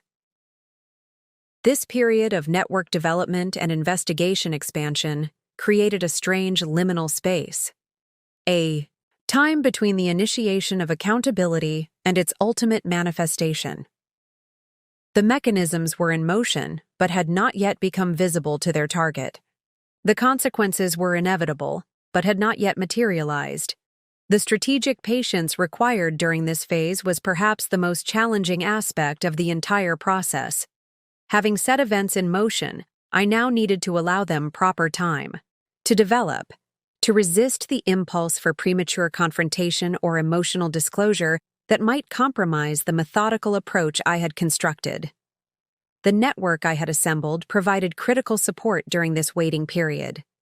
Regular secure briefings with various team members maintained momentum while reinforcing the importance of coordinated timing. Each professional brought updates from their respective areas of responsibility, creating a comprehensive picture of developments across multiple fronts. As this network continued to solidify and expand, the balance of power shifted inexorably, though invisibly to Michael. The isolated, underestimated wife had become the central node in a sophisticated professional network focused on documenting, exposing, and creating consequences for his criminal behavior. The first tactical moves had initiated the process. The network development had created the infrastructure to sustain and expand it. The next phase would bring these elements into increasing alignment as the various investigations progressed toward their inevitable convergence. Living with Michael while orchestrating his downfall created a peculiar psychological state, a bifurcated reality where I simultaneously inhabited two distinct worlds. One was visible, performed, a continuation of the marriage role I had played for years. The other was hidden, authentic, focused on the methodical pursuit of justice and accountability. This dual existence required extraordinary compartmentalization. Each morning, I would transform from strategic architect to supportive wife, shifting my language patterns, body language, and conversational focus to maintain the persona Michael expected. Each evening, I would reverse the transformation, setting aside the performance to engage with my network of professionals through secure channels. The cognitive demands of this sustained performance are substantial, Dr. Levine noted during one of our sessions.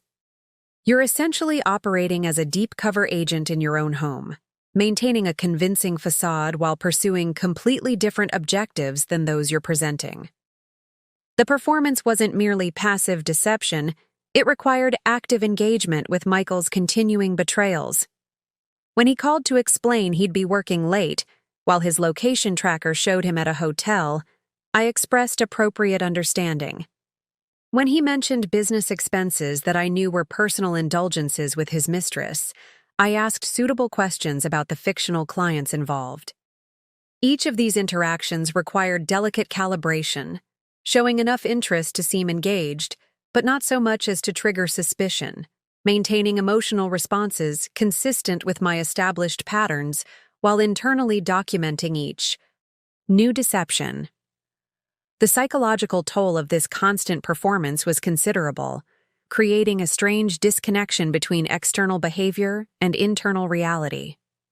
The dual existence extended beyond interpersonal dynamics into practical logistics. I maintained two distinct sets of records, communication systems, and daily schedules. My visible calendar showed household management, social engagements, and volunteer activities. My hidden calendar tracked meeting times with federal investigators, legal consultations, and financial recovery planning sessions. This separation required rigorous attention to detail. Devices used for secure communications never entered our home. Documents related to the investigation remained in physically separated secure locations, and all scheduling was designed to ensure my visible activities provided plausible cover for my actual movements. Your operational security measures would impress most intelligence professionals, Marcus commented during one of our coordination meetings. The separation between your visible and covert activities is remarkably comprehensive. The comment wasn't merely flattering. It reflected a genuine achievement in maintaining separation between worlds that could not be allowed to intersect until precisely the right moment. Any premature connection between my public persona and my investigative activities would compromise not just tactical advantage, but potentially my personal safety. As the weeks progressed, Michael's financial schemes began showing subtle signs of stress. Invisible to casual observation, but increasingly apparent through the monitoring systems now in place. Federal surveillance had identified pattern changes in his offshore transfers, suggesting he was encountering unexpected resistance. In some channels, his working hours extended as he attempted to manage growing complications in his fraudulent structures. These developments created both opportunity and risk within my dual existence. The opportunity came from Michael's increasing distraction. His focus on addressing financial challenges reduced his attention to domestic matters, creating more operational freedom for my parallel activities. The risk emerged from his growing stress and potential volatility. As pressure mounted, his behavior became less predictable, requiring more careful management of our interactions. Watch for escalation indicators, Agent Chen advised during a secure update meeting. Financial stress often triggers behavioral changes that can manifest in personal relationships. If you observe significant mood alterations or unusual questioning about financial matters, we should accelerate certain protective measures. This guidance led to additional security protocols in my daily operations, creating emergency communication channels, establishing rapid response procedures, and developing contingency plans for immediate separation if Michael's behavior suggested increasing risk. These precautions remained background measures, prepared but not yet necessary as his attention remained focused on external rather than domestic concerns. The dual existence created unexpected moments of surreal contrast. During a dinner party with Michael's colleagues, I listened as he confidently discussed tax optimization strategies with another executive, offering advice on legitimate deductions while I silently calculated the federal sentencing guidelines that would likely apply to his own fraudulent tax activities. The cognitive dissonance in such moments was profound, requiring disciplined focus to maintain appropriate external responses while processing the layered ironies of the situation. These social performances became increasingly frequent as Michael, feeling financial pressure from changes he couldn't fully understand, sought to reinforce his professional image through expanded networking. Each event required careful preparation, reviewing relevant background information, anticipating likely conversations, planning responses that would maintain my established persona while avoiding any inadvertent disclosure of my actual knowledge. These social situations represent both risk and intelligence opportunities, Jennifer advised during a legal strategy session.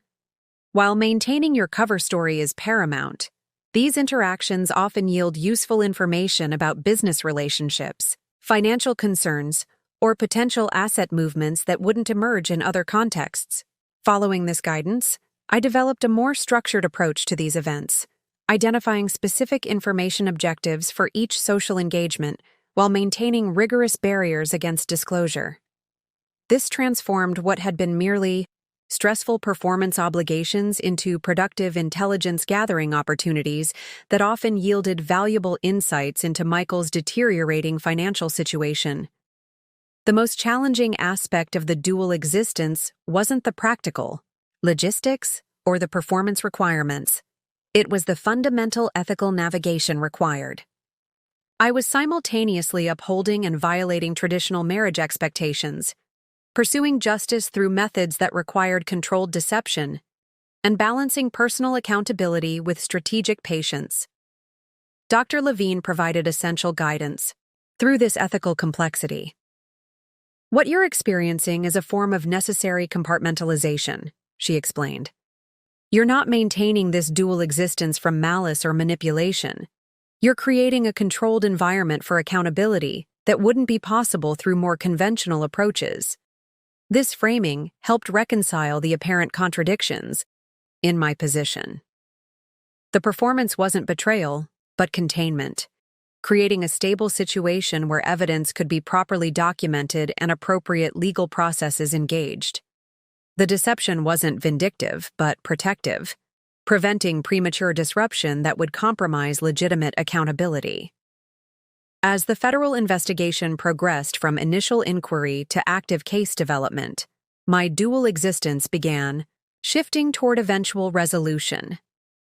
Agent Chen confirmed that they had established surveillance on all major financial channels, documented multiple instances of active fraud, and identified the full network of shell companies and offshore accounts Michael had established. We're approaching the point where formal action becomes both possible and strategically appropriate, he noted during a secure update. The evidence threshold for search warrants and potential arrest has been met. We're now in the planning phase for coordinated enforcement actions. This development triggered implementation of the synchronization protocols my network had established, aligning potential federal actions with divorce filing preparations, asset recovery positioning, and personal security measures. Each component had been designed to activate in a specific sequence, creating coordinated progression rather than haphazard parallel processes. Jennifer accelerated preparation of divorce documents, positioning them for filing at precisely the right moment relative to federal enforcement actions. Brandon's asset recovery team completed preliminary tracing of offshore funds, establishing the documentation needed for potential emergency freeze orders. Daniel prepared measured public statements that could be issued if federal actions generated media attention. Throughout this acceleration, I maintained the external performance with unwavering discipline. My interactions with Michael remained consistent with established patterns, showing no indication of the impending convergence of investigative threads. This final period of dual existence was perhaps the most demanding, continuing the performance, while knowing its conclusion was now imminent rather than theoretical. The psychological strain during this terminal phase is typically most intense, Dr. Levine had warned during an earlier session. Maintaining operational discipline when resolution is in sight requires extraordinary focus. The temptation to reveal knowledge prematurely or accelerate processes for emotional closure can be almost overwhelming. Her prediction proved accurate. As federal action approached, maintaining the performance became increasingly challenging, not from fear of discovery, but from the growing impulse to end the charade, to finally show Michael that his perception had been fundamentally flawed, to witness the moment of realization when he understood the consequences of his dismissal and deception. Resisting this impulse required returning to first principles, remembering that the objective wasn't emotional confrontation, but comprehensive accountability. The dual existence wasn't sustainable indefinitely, but its conclusion needed to come through coordinated legal processes rather than personal revelation. The final days of this period took on a dreamlike quality. Routine morning conversations about household matters while knowing federal agents were finalizing raid preparations, casual discussions about future social engagements while divorce papers awaited filing, normal domestic routines performed against the background of imminent, systemic disruption. Michael remained completely unaware, his confidence in my ignorance so complete that he never questioned the occasional scheduling anomalies or subtle changes in routine that accommodated my parallel activities. His perception of me remained fixed, the financially naive wife focused on domestic matters, incapable of understanding the sophisticated mechanisms of his financial world. This profound misperception, this fundamental failure to recognize the capabilities of the woman he had married, had created the perfect operational environment for developing the case against him. The dual existence that might have been impossible with a more observant partner had been sustained for months because Michael saw exactly what he expected to see. Nothing more, nothing less. As Agent Chen confirmed the final enforcement timeline, I prepared for the imminent collapse of this dual existence. The performance that had been necessary for strategic purposes would soon be replaced by authentic engagement with legal and financial realities. The hidden world of investigation and preparation would emerge into public view through formal legal proceedings. The woman Michael believed he had married, the limited, domestic-focused persona I had performed to maintain operational security, would disappear, replaced by the actual strategic architect who had methodically documented his crimes and coordinated the multi-agency response to them. The dual existence would resolve into a single, integrated reality where capabilities previously hidden would be fully revealed. This approaching integration, this imminent collapse of separated worlds into unified accountability, created not anxiety but a profound sense of alignment. The performance had been necessary but temporary, a strategic means to a justice-oriented end. Its conclusion would bring not just consequences for Michael's actions, but liberation from the cognitive and emotional demands of sustained compartmentalization. The dual existence had served its purpose, creating the stable environment necessary for comprehensive documentation and coordinated response. Its approaching conclusion represented not an ending, but a transition, from hidden accountability to public consequences, from strategic patience to manifest justice. If Michael's greatest strength was his confidence in his own intelligence, it was also his most profound vulnerability. Throughout our marriage, I had observed a recurring pattern in his approach to challenges, a fundamental belief that he was consistently the smartest person in any situation. This certainty created predictable blind spots that became increasingly relevant as the investigation progressed. The most significant weakness in Michael's carefully constructed fraud system wasn't technical, but psychological. He couldn't conceive of being outmaneuvered, particularly by those he had mentally classified as less sophisticated than himself. This created a critical failure of imagination, an inability to recognize emerging threats until they had already bypassed his defenses. The pattern is consistent across his financial activities, Clara noted during one of our strategic review sessions. He creates sophisticated structures but rarely implements contingency protocols. When challenges emerge, he responds with increasingly complex mechanisms rather than strategic reassessment. This observation aligned with patterns I had documented in his personal behavior. When questioned about discrepancies, Michael would elaborate rather than simplify, adding layers of explanation that obscured rather than clarified. When faced with opposing perspectives, he would dismiss rather than evaluate, categorizing contradictory information as misunderstanding rather than potential insight. Agent Chen's investigation had revealed similar vulnerabilities in Michael's financial crimes. His fraud methodology shows remarkable sophistication in structure, but surprising rigidity in adaptation, he explained during a secure briefing. When regulatory changes affected certain offshore channels, he responded by creating additional complexity rather than developing alternative approaches. This psychological profile provided strategic advantages as the investigation progressed. Michael's consistent underestimation of potential opposition meant he rarely conducted counter-surveillance or implemented serious operational security measures. His confidence in his superior understanding meant he documented his activities more thoroughly than a more cautious criminal might, creating substantial evidence trails that strengthened the case against him. Most critically, his dismissal of my financial capabilities created a perfect blind spot regarding the most significant threat to his operations. While he implemented sophisticated measures to prevent detection by regulatory authorities or financial institutions, he took no precautions against the person with the most intimate access to his daily activities and documentation.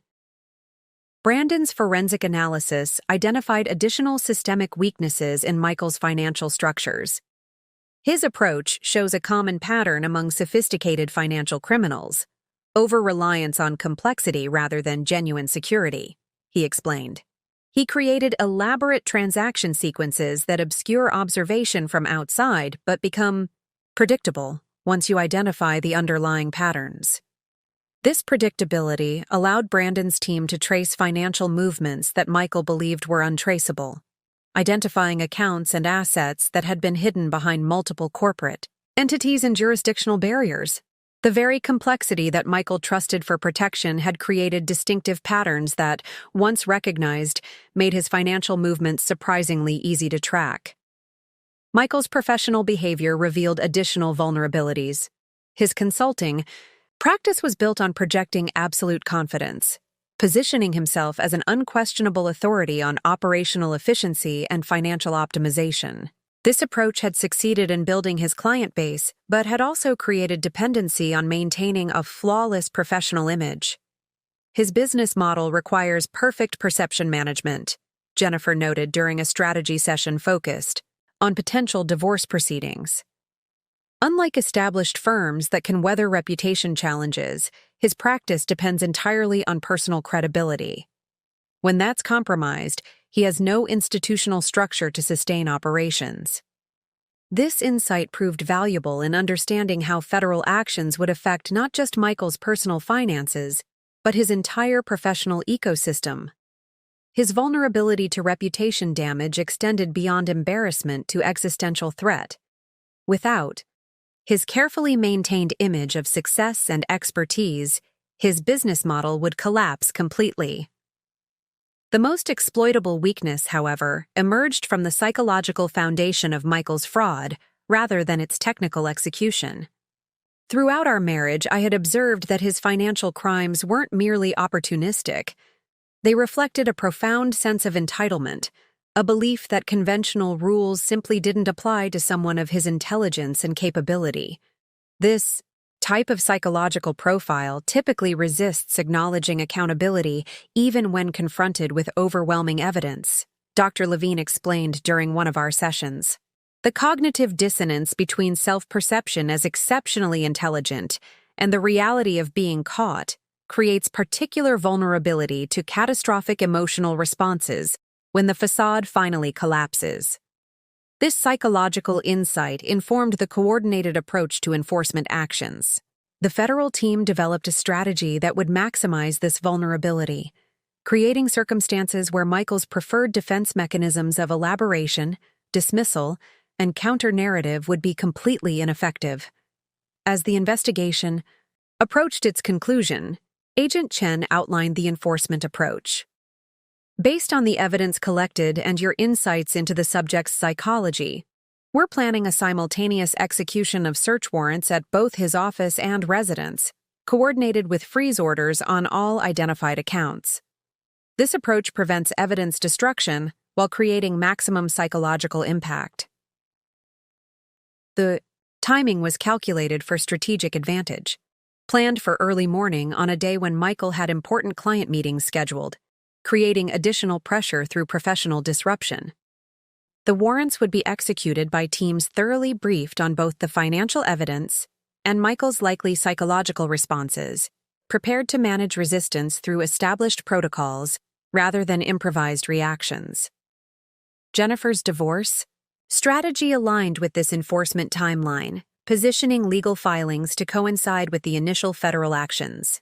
The simultaneous nature of criminal investigation and divorce proceedings creates optimal leverage regarding asset division and financial disclosure, she explained. The pressure from multiple legal fronts typically overwhelms attempt at concealment or resistance. As these plans developed, I maintained careful observation of Michael's behavior, looking for indications that he might have detected the approaching threat.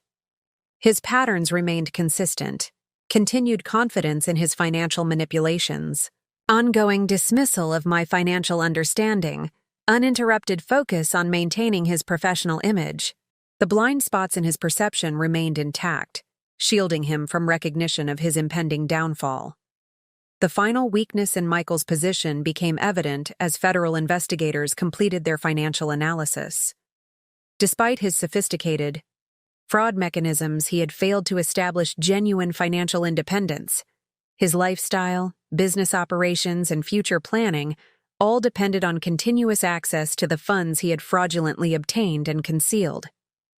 Unlike some financial criminals who create legitimate parallel resources, your husband has structured his entire financial existence around continuous access to these hidden funds, Brandon explained during our final planning session.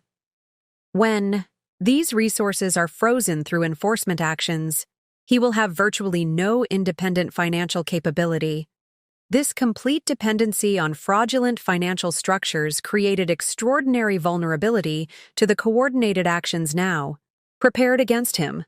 The simultaneous freezing of accounts, seizure of records, and initiation of criminal proceedings would create not just legal jeopardy, but immediate practical crisis, removing access to the resources he depended on for daily operations and personal expenditures.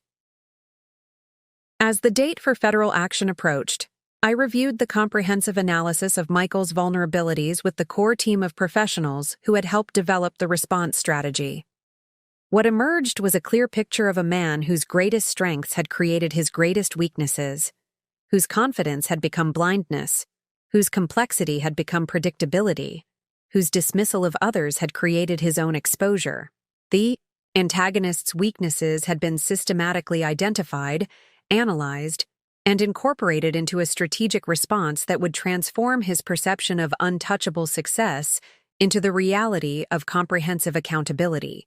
The systems he believed provided perfect protection would prove fundamentally vulnerable to the very person he had most consistently underestimated.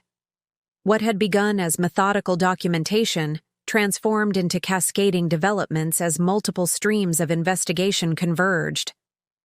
The carefully established foundation now supported rapidly accelerating action across legal, financial, and investigative fronts. The catalyst came unexpectedly. A routine audit of one of Michael's business clients triggered closer examination of consulting expenses. The auditor, noticing irregularities in documentation, flagged several transactions for secondary review. This seemingly minor development created ripple effects through Michael's carefully constructed fraud ecosystem. Financial crimes often unravel from unexpected directions, Agent Chen explained during an urgent secure briefing. This audit has accelerated our timeline. The flagged transactions connect directly to accounts we're already monitoring, creating an investigative pathway we hadn't anticipated. The IRS Criminal Investigation Division moved to leverage this development, using the audit findings to secure additional monitoring authorities that expanded their visibility into Michael's business operations. What they discovered accelerated the case dramatically. Evidence that Michael had been falsifying client invoices, creating phantom services to justify payments that were then channeled through his tax evasion structures. This shifts the case from personal tax fraud to systematic business fraud involving multiple clients, Agent Chen noted. The scope has expanded significantly, with potential implications for several major corporations who unknowingly participated in these schemes. This expansion created momentum that quickly became self-sustaining. Each investigative thread yielded connections to additional fraudulent activities.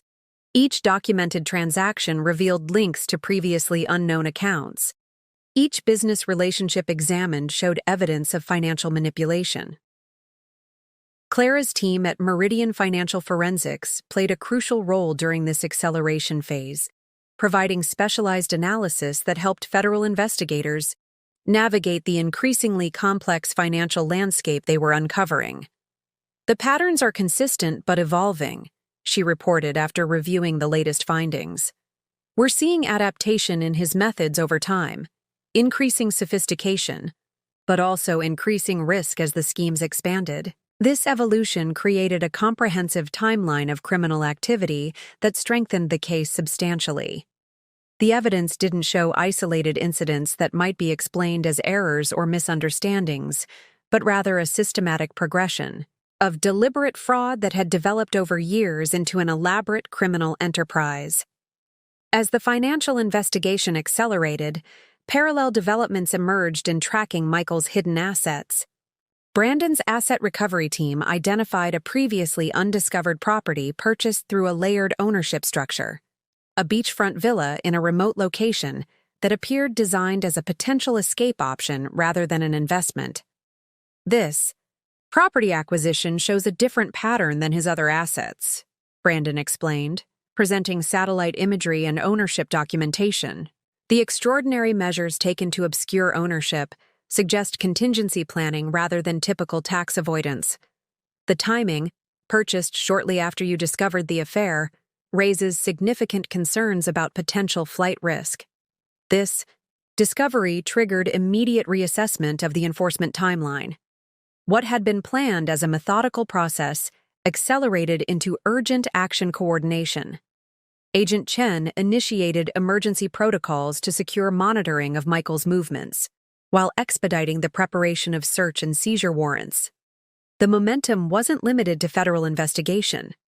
Jennifer accelerated divorce filing preparations, positioning the legal documents for immediate submission once federal actions commenced. The discovery of potential escape planning creates additional urgency for securing your financial interests. Through formal legal proceedings, she advised, we need to establish court jurisdiction over all assets before any potential flight attempt. Michael remained oblivious to these accelerating developments. His attention focused on managing the business client audit he believed was an isolated incident. His response followed his typical pattern, creating elaborate explanations for the flagged transactions, producing additional documentation that appeared to legitimize the expenses, projecting absolute confidence that the auditor's concerns were based on misunderstanding rather than actual irregularities. This approach had succeeded in previous instances of regulatory questioning, but now faced a fundamentally different situation. The auditor's findings weren't being evaluated in isolation but connected to the comprehensive investigation already in progress. Each explanation Michael provided was immediately cross-referenced against the extensive evidence already compiled, revealing contradictions and fabrications that further strengthened the case against him. The accelerating momentum created pressure on Michael that began manifesting in subtle behavioral changes: increased working hours, heightened irritability, more frequent late-night calls with financial contacts. These indicators suggested growing awareness that his financial structures were under stress, though he still showed no recognition of the true nature or extent of the threat. Agent Chen monitored these developments with increasing concern. The behavioral changes suggest he's implementing contingency measures, he noted during an emergency briefing. Combined with the discovery of the potential escape property, these indicators significantly elevate the risk profile of the case. The federal response accelerated accordingly. What had been planned as separate phases of investigation consolidated into a comprehensive enforcement action: simultaneous search warrants for home, office, and storage locations, coordinated freeze orders for all identified accounts, formal notifications to financial institutions regarding suspected fraud connected to his transactions. During this critical period, maintaining my dual existence became increasingly challenging, but more essential than ever. Any premature indication of my knowledge or involvement could trigger desperate measures from Michael, potentially compromising both the investigation and my personal safety. I maintained the established performance with rigorous discipline, responding to his increasing stress with appropriate concern, accepting his vague explanations about work complications, continuing normal household operations as though nothing extraordinary was developing. This performance created particular strain as I simultaneously participated in urgent planning for the enforcement actions that would dramatically alter our lives. Morning conversations with Michael about mundane domestic matters would be followed hours later by secure briefings about the federal raids being prepared against him. Evening meals where he discussed client challenges would be followed by late-night, secure communications with legal and financial advisors preparing for the aftermath of his arrest. The convergence point approached with inexorable momentum. Agent Chen confirmed the final enforcement timeline: warrants to be executed at 6 a.m. the following Tuesday, coordinated with freeze orders implemented simultaneously across multiple financial institutions. The timing was strategic, selected to ensure Michael would be home rather than already at his office, preventing any opportunity to destroy evidence when he became aware of the investigation.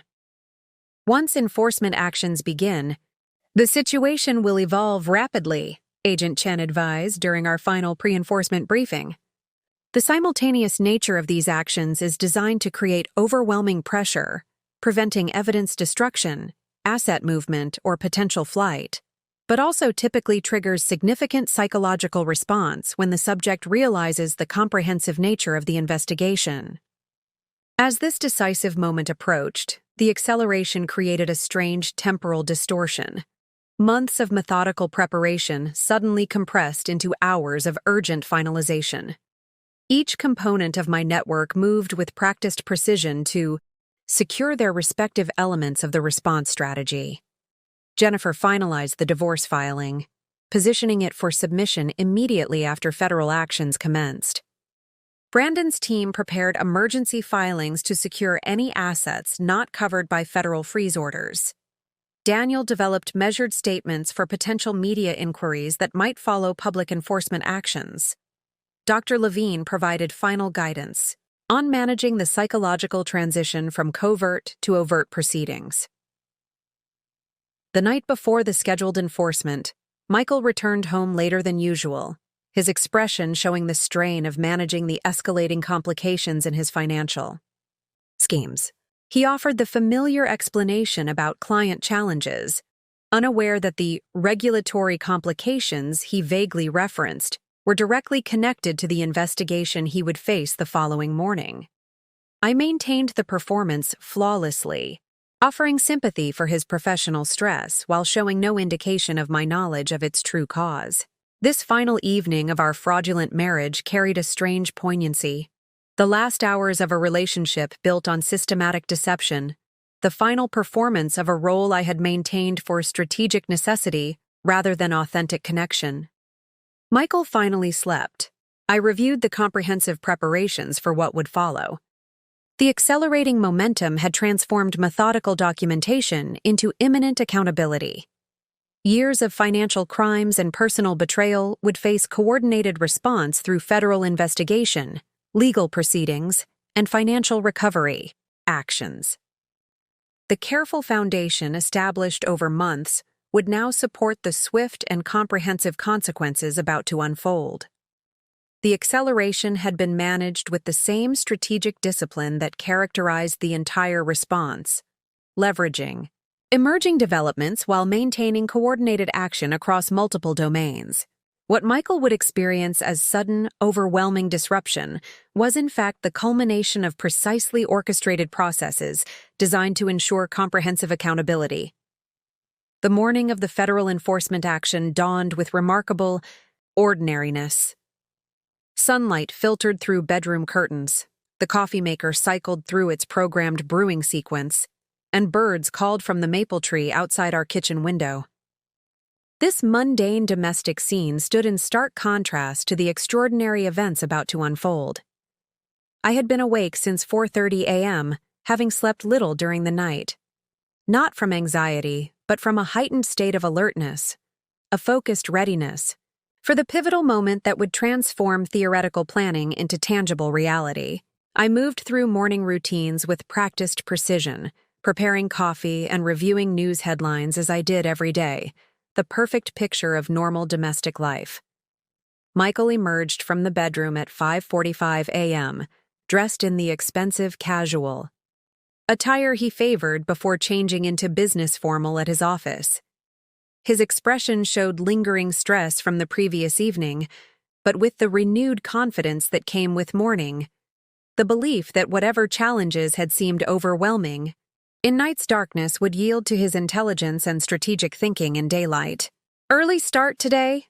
I asked, pouring his coffee exactly as he preferred. "Light cream, no sugar." "Meeting with the Richardson team at 7:30, he replied, checking his watch. "Need to get ahead of those audit questions before they escalate further." The irony of his statement hung in the air, unrecognized by him but profound in its implications. The escalation he feared was already far beyond his capacity to manage. The questions he planned to address were mere symptoms of a comprehensive investigation he couldn't yet comprehend.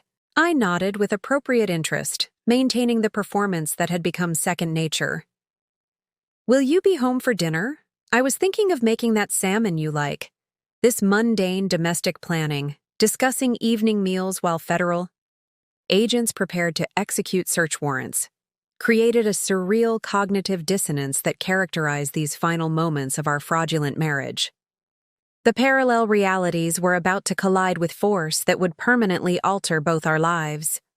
Michael checked his calendar with the casual confidence of someone whose schedule remains within his control. "Should be back by 7, unless the Richardson situation gets complicated." "I'll plan for 7:30 then," I replied, the perfect supportive wife adjusting to his professional needs. The conversation continued for several minutes. Ordinary morning exchanges about household matters, upcoming social obligations, minor domestic decisions. A choreographed normality performed on the edge of extraordinary disruption. At precisely 5:58 a.m., I excused myself to use the bathroom, a routine action that would position me away from the immediate area when federal agents arrived. This placement wasn't coincidental but strategic, creating appropriate distance from the initial enforcement actions while remaining within the secured environment. The doorbell rang at 6:01 a.m. Exactly on schedule according to the enforcement timeline agent, Chen had confirmed. From the bathroom, I heard Michael's footsteps in the hallway, the sound of the front door opening, then the clear, authoritative voice announcing federal agents with a search warrant.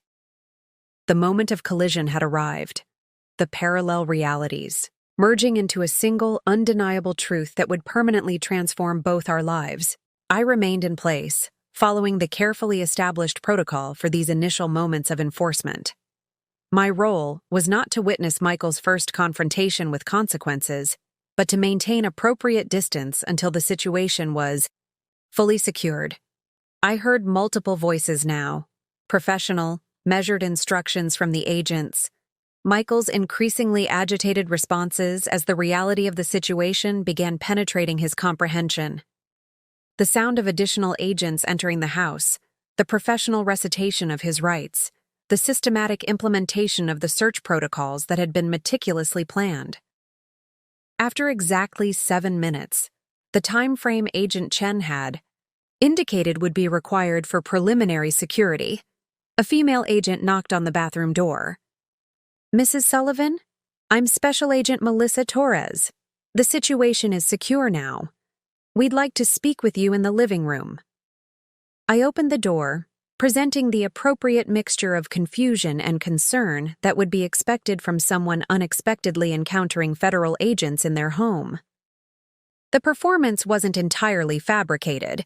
Despite months of preparation, the concrete reality of armed federal agents in our home created genuine emotional response beyond theoretical planning. Agent Torres escorted me to the living room, where Michael sat on the sofa, his expression cycling rapidly between disbelief, anger, and calculation. 4 agents moved efficiently through the house, following the detailed search protocols developed through months of preparation. Agent Chen stood nearby, observing both the search progress and Michael's reactions with professional detachment. Michael looked up as I entered, his expression shifting immediately. "Rachel, these people are making a terrible mistake. Call Jeffrey immediately." Jeffrey Schmidt was his attorney for business matters, a corporate lawyer with no experience in criminal defense or federal prosecutions. Before I could respond, Agent Chen stepped forward, professional but direct. "Mr. Sullivan, we're executing federal search warrants related to an investigation into tax fraud, wire fraud, and potential securities violations. Simultaneous warrants are being executed at your office location, storage facilities, and other properties associated with your financial activities." The comprehensive nature of the enforcement action registered on Michael's face, the first indication that this wasn't a misunderstanding or isolated inquiry, but a coordinated federal case built on substantial evidence. His expression hardened as he attempted to reassert control through indignation. "This is outrageous. I'm a respected financial consultant. Whatever you think you're investigating is clearly a misunderstanding of legitimate business practices." The response was predictable, precisely the reaction his psychological profile had suggested would be his first defensive position. Agent Chen remained professionally neutral. "We have substantial evidence of systematic financial crimes extending over approximately 5 years.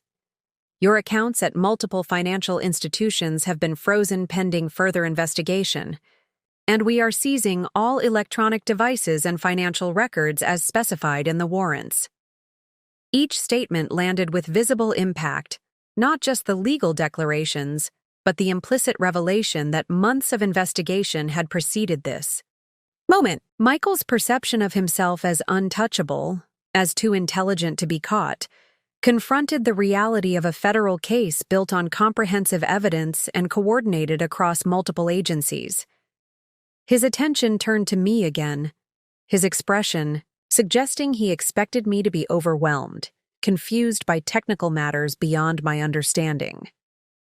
"Rachel, this is just a misunderstanding about tax strategies.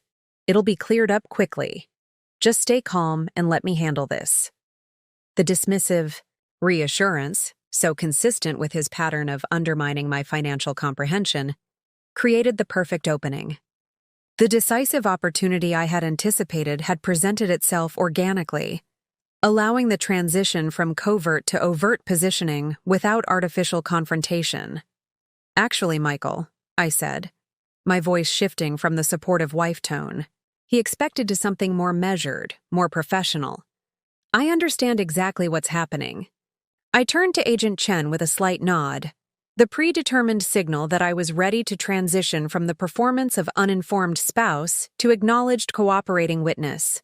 He responded with a minimal gesture of confirmation. "Mr. Sullivan," Agent Chen said, his tone formal but not antagonistic, "I should inform you that Mrs. Sullivan has been cooperating with our investigation. The initial evidence that led to this case came through her disclosure of financial irregularities she discovered." The statement hung in the air between us, simple, direct, transformative in its implications. Michael stared at me, his expression cycling through disbelief, betrayal, and then a dawning comprehension that reconfigured his entire understanding of our relationship. "That's not possible," he said finally, his voice strained with effort to maintain control. "Rachel doesn't understand. Complex financial matters, she couldn't possibly—" "I have a master's degree in accounting with specialization in forensic analysis," I stated simply, without emotional inflection. "I worked for Deloitte before our marriage. I understand financial fraud quite thoroughly." The cognitive dissonance visibly overwhelmed him, the absolute certainty of my financial naivety colliding with the reality of my expertise. The foundation of his perception shattered, revealing the fundamental miscalculation that had enabled his downfall. "You've been—" he began, unable to complete the thought as its implications expanded in his awareness. "Documenting your crimes?" I finished for him. "Yes, for approximately 7 months, quite comprehensively."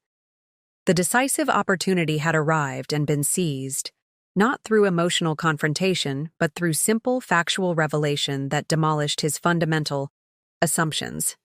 The moment represented not just personal disclosure, but strategic transition, from covert investigation to overt proceedings, from private documentation to public accountability. As Michael struggled to integrate this paradigm-shifting information, Agent Chen continued the professional implementation of the search protocols. The evidence collection proceeded with methodical efficiency, each item seized according to precisely defined parameters developed through months of preparation. The decisive moment had been perfectly executed, creating maximum impact through the collision of Michael's perception with documented reality. The opportunity had been identified, prepared for, and utilized with strategic precision, transforming theoretical planning into tangible consequences that would permanently alter both our lives. The living room of our home, once the showcase of our supposed domestic success, had transformed into the stage for a confrontation years in the making. Federal agents moved methodically through the space, documenting and securing evidence with professional precision. Michael sat rigidly on the sofa, his confident facade crumbling as the magnitude of the situation became increasingly apparent. The confrontation unfolding wasn't the emotional explosion typically portrayed in dramatic depictions of betrayal. There were no shouted accusations, no desperate pleas, no violent outbursts. Instead, it was something far more devastating, a systematic deconstruction of the narrative Michael had built about himself, his marriage, and his professional identity. Agent Chen approached with a tablet displaying financial records I had provided months earlier. "Mr. Sullivan, we have comprehensive documentation of funds diverted from your joint marital accounts to offshore entities in Liechtenstein and Singapore. These transfers were disguised as business expenses but used primarily for personal expenditures, including maintaining a separate residence and supporting your relationship with Katherine Jenkins." The clinical presentation of his infidelity, not as emotional betrayal but as documented financial fraud, created visible impact. The affair that he had carefully concealed was now reduced to evidence in a federal case. His intimate deceptions transformed into line items in a criminal investigation. These records are being presented simply to establish pattern and intent, Agent Chen continued, his tone remaining professionally neutral.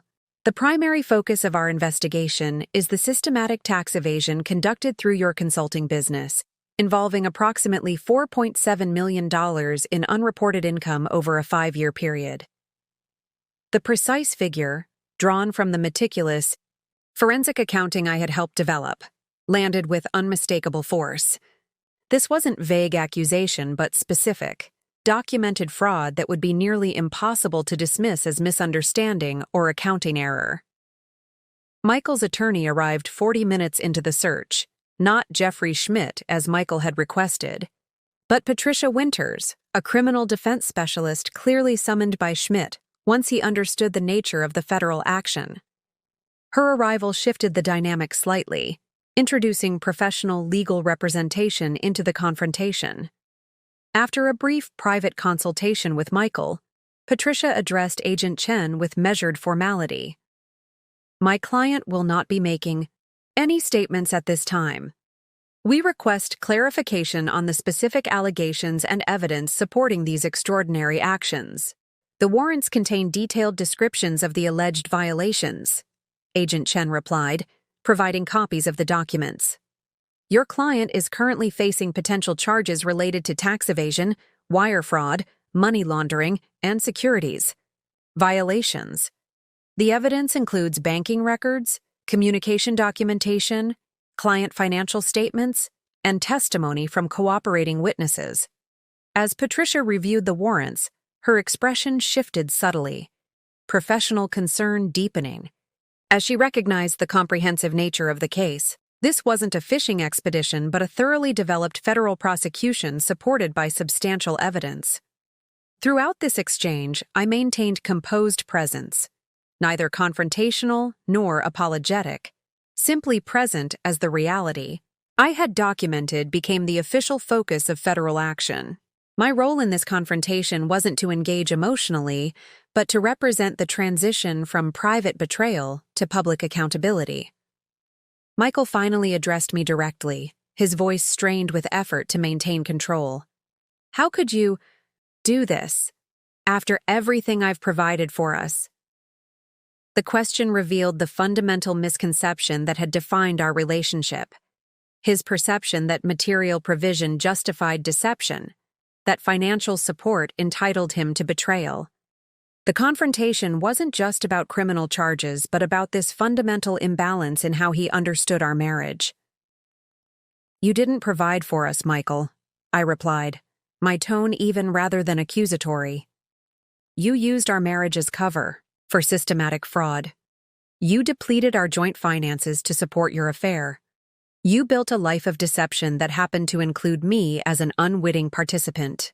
Patricia attempted to interrupt, concerned about potential self-incrimination, but Michael waved her off, fixated on understanding what seemed incomprehensible to him, how the woman he had systematically underestimated had orchestrated his downfall. But you couldn't have understood the financial structures, he insisted, his worldview still struggling to accommodate the reality before him. The offshore entities, the tax strategies, they're too complex. They're really not, I responded. Simply. The methods are sophisticated, but the principles are basic. Artificial losses, mischaracterized expenses, hidden income streams. Elementary fraud detection for someone with forensic accounting training. This direct challenge to his perception of superior financial acumen struck deeper than the legal jeopardy he faced. The confrontation wasn't just exposing his crimes, but dismantling his fundamental self-perception as the intellectual superior in our relationship. As the search neared completion, Agent Chen informed Michael that he wasn't being taken into custody at this time, a strategic decision that had been extensively discussed during case planning. The evidence collection and account freezes were designed to secure documentation and prevent asset flight while allowing the investigation to continue without immediate arrest. This approach created particularly effective psychological impact, leaving Michael in legal limbo, his accounts inaccessible, his business operations disrupted, his future uncertain. The confrontation wouldn't conclude with dramatic handcuffs, but with protracted uncertainty that would systematically dismantle the life he had constructed. As federal agents prepared to depart with the collected evidence, I retrieved a pre-packed suitcase from the guest room closet, preparation made weeks earlier for exactly this moment. The confrontation was transitioning from federal enforcement to personal separation, from criminal investigation to matrimonial dissolution. "I'll be staying elsewhere," I informed Michael. Not as emotional declaration, but as simple factual statement. "Your attorney will be receiving divorce filings this afternoon." The confrontation that had begun with federal warrants would continue through legal proceedings, financial investigations, and criminal prosecution. What Michael had dismissed as impossible had become his inescapable reality. The wife, he believed, incapable of understanding his financial activities, had not only comprehended them, but documented them with sufficient precision to support federal prosecution. The weeks following the federal raid unfolded with a precise inevitability that reflected the methodical preparation underlying every aspect of my response. The carefully constructed network operated with synchronized efficiency, each component advancing their respective elements of the comprehensive strategy. Michael's professional collapse was immediate and complete. News of the federal investigation spread rapidly through industry channels, triggering client departures, partnership dissolutions, and professional distancing that transformed his consulting practice from thriving enterprise to hollow shell. Within days, the frozen accounts created immediate practical crisis, leaving him unable to access the resources he had depended on for both business operations and personal expenses.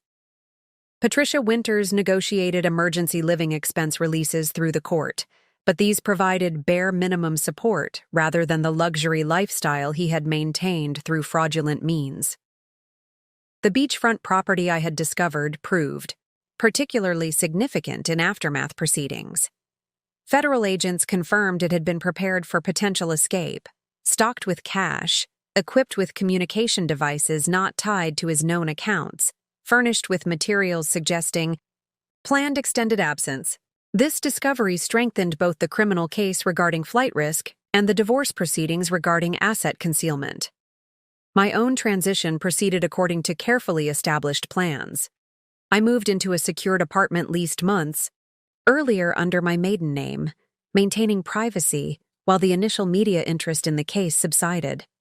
The financial preparations made during the documentation phase provided comfortable stability during this period, allowing focused attention on legal proceedings without immediate economic pressure.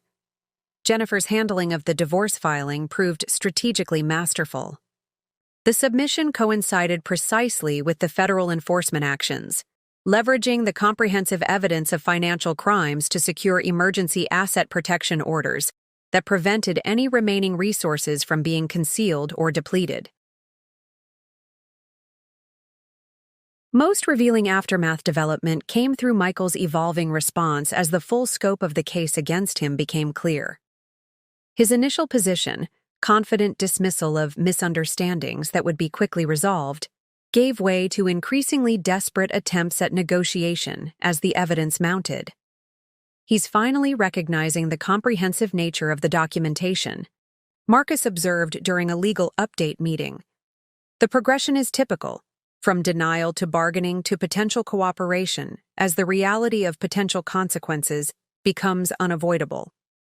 This progression culminated in a remarkable moment of recognition during a settlement conference 3 months after the initial enforcement action.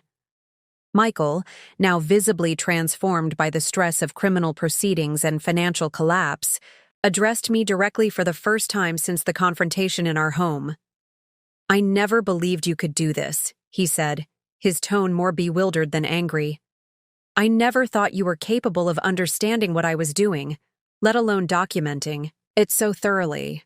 The statement contained no apology, no acknowledgement of wrongdoing, simply recognition of the fundamental miscalculation that had enabled his downfall. The woman he had systematically underestimated, whose intelligence and capabilities he had dismissed, had methodically constructed the case that destroyed everything he had built. This recognition, this final acknowledgement of his profound misjudgment, represented the closing of a circle that had begun with his casual dismissal of my financial understanding. The aftermath had transformed theoretical accountability into tangible consequences, abstract justice into concrete reality. 1 year after the federal enforcement action, I sat on the deck of my new coastal home, watching waves break against the shoreline as sunset painted the horizon in vivid orange and purple. The property, purchased with my portion of recovered assets and whistleblower compensation, represented not just financial security, but symbolic reclamation of independence. Michael had ultimately accepted a plea agreement, confessing to multiple federal charges in exchange for reduced sentencing. The negotiated settlement included full financial disclosure, cooperation with ongoing investigations related to client funds, and substantial restitution payments. The man who had once dismissed my financial capabilities was now serving a 57-month sentence in a federal correctional facility. The transformative impact extended far beyond personal vindication or financial recovery. The case had created ripple effects through regulatory systems, professional communities, and support networks for others experiencing similar situations. Brandon's asset recovery team had leveraged techniques developed during my case to create a specialized practice focused on identifying and reclaiming funds hidden through sophisticated offshore mechanisms. Clara's firm had established a dedicated division providing forensic support for individuals suspecting financial crimes within marriage or business partnerships.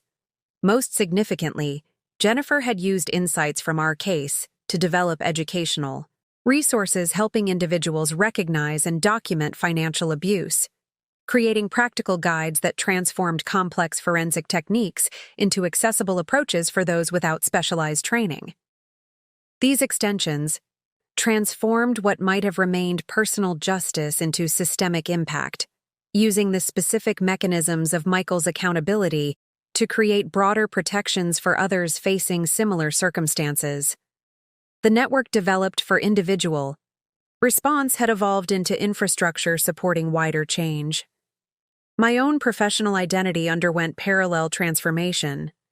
The expertise applied to documenting Michael's crimes became the foundation for a consulting practice, specializing in forensic analysis of financial fraud, particularly cases involving spousal deception or business partner malfeasance.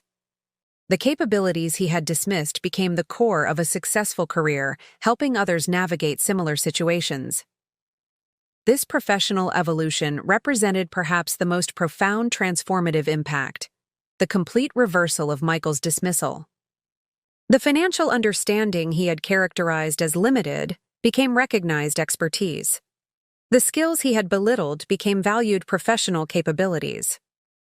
The woman he had underestimated became a respected authority in precisely the field he had claimed beyond her comprehension. The transformation wasn't about revenge, but reclamation, recovering not just financial resources, but professional identity, personal agency, and fundamental recognition of capability.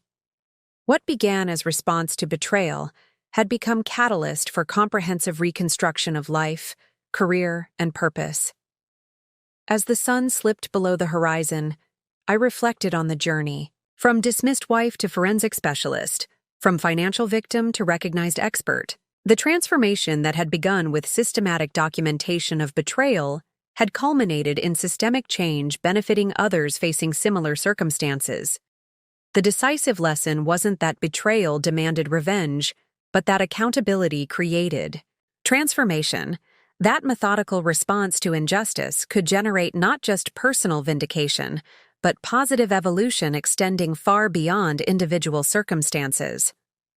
The woman Michael believed incapable of understanding complex financial matters had not only comprehended them, but transformed them into mechanisms for broader justice and systematic change. Up next, you've got 2 more standout stories right on your screen. If this one hit the mark, you won't want to pass these up. Just click and check them out. And don't forget to subscribe and turn on the notification bell so you don't miss any upload from us.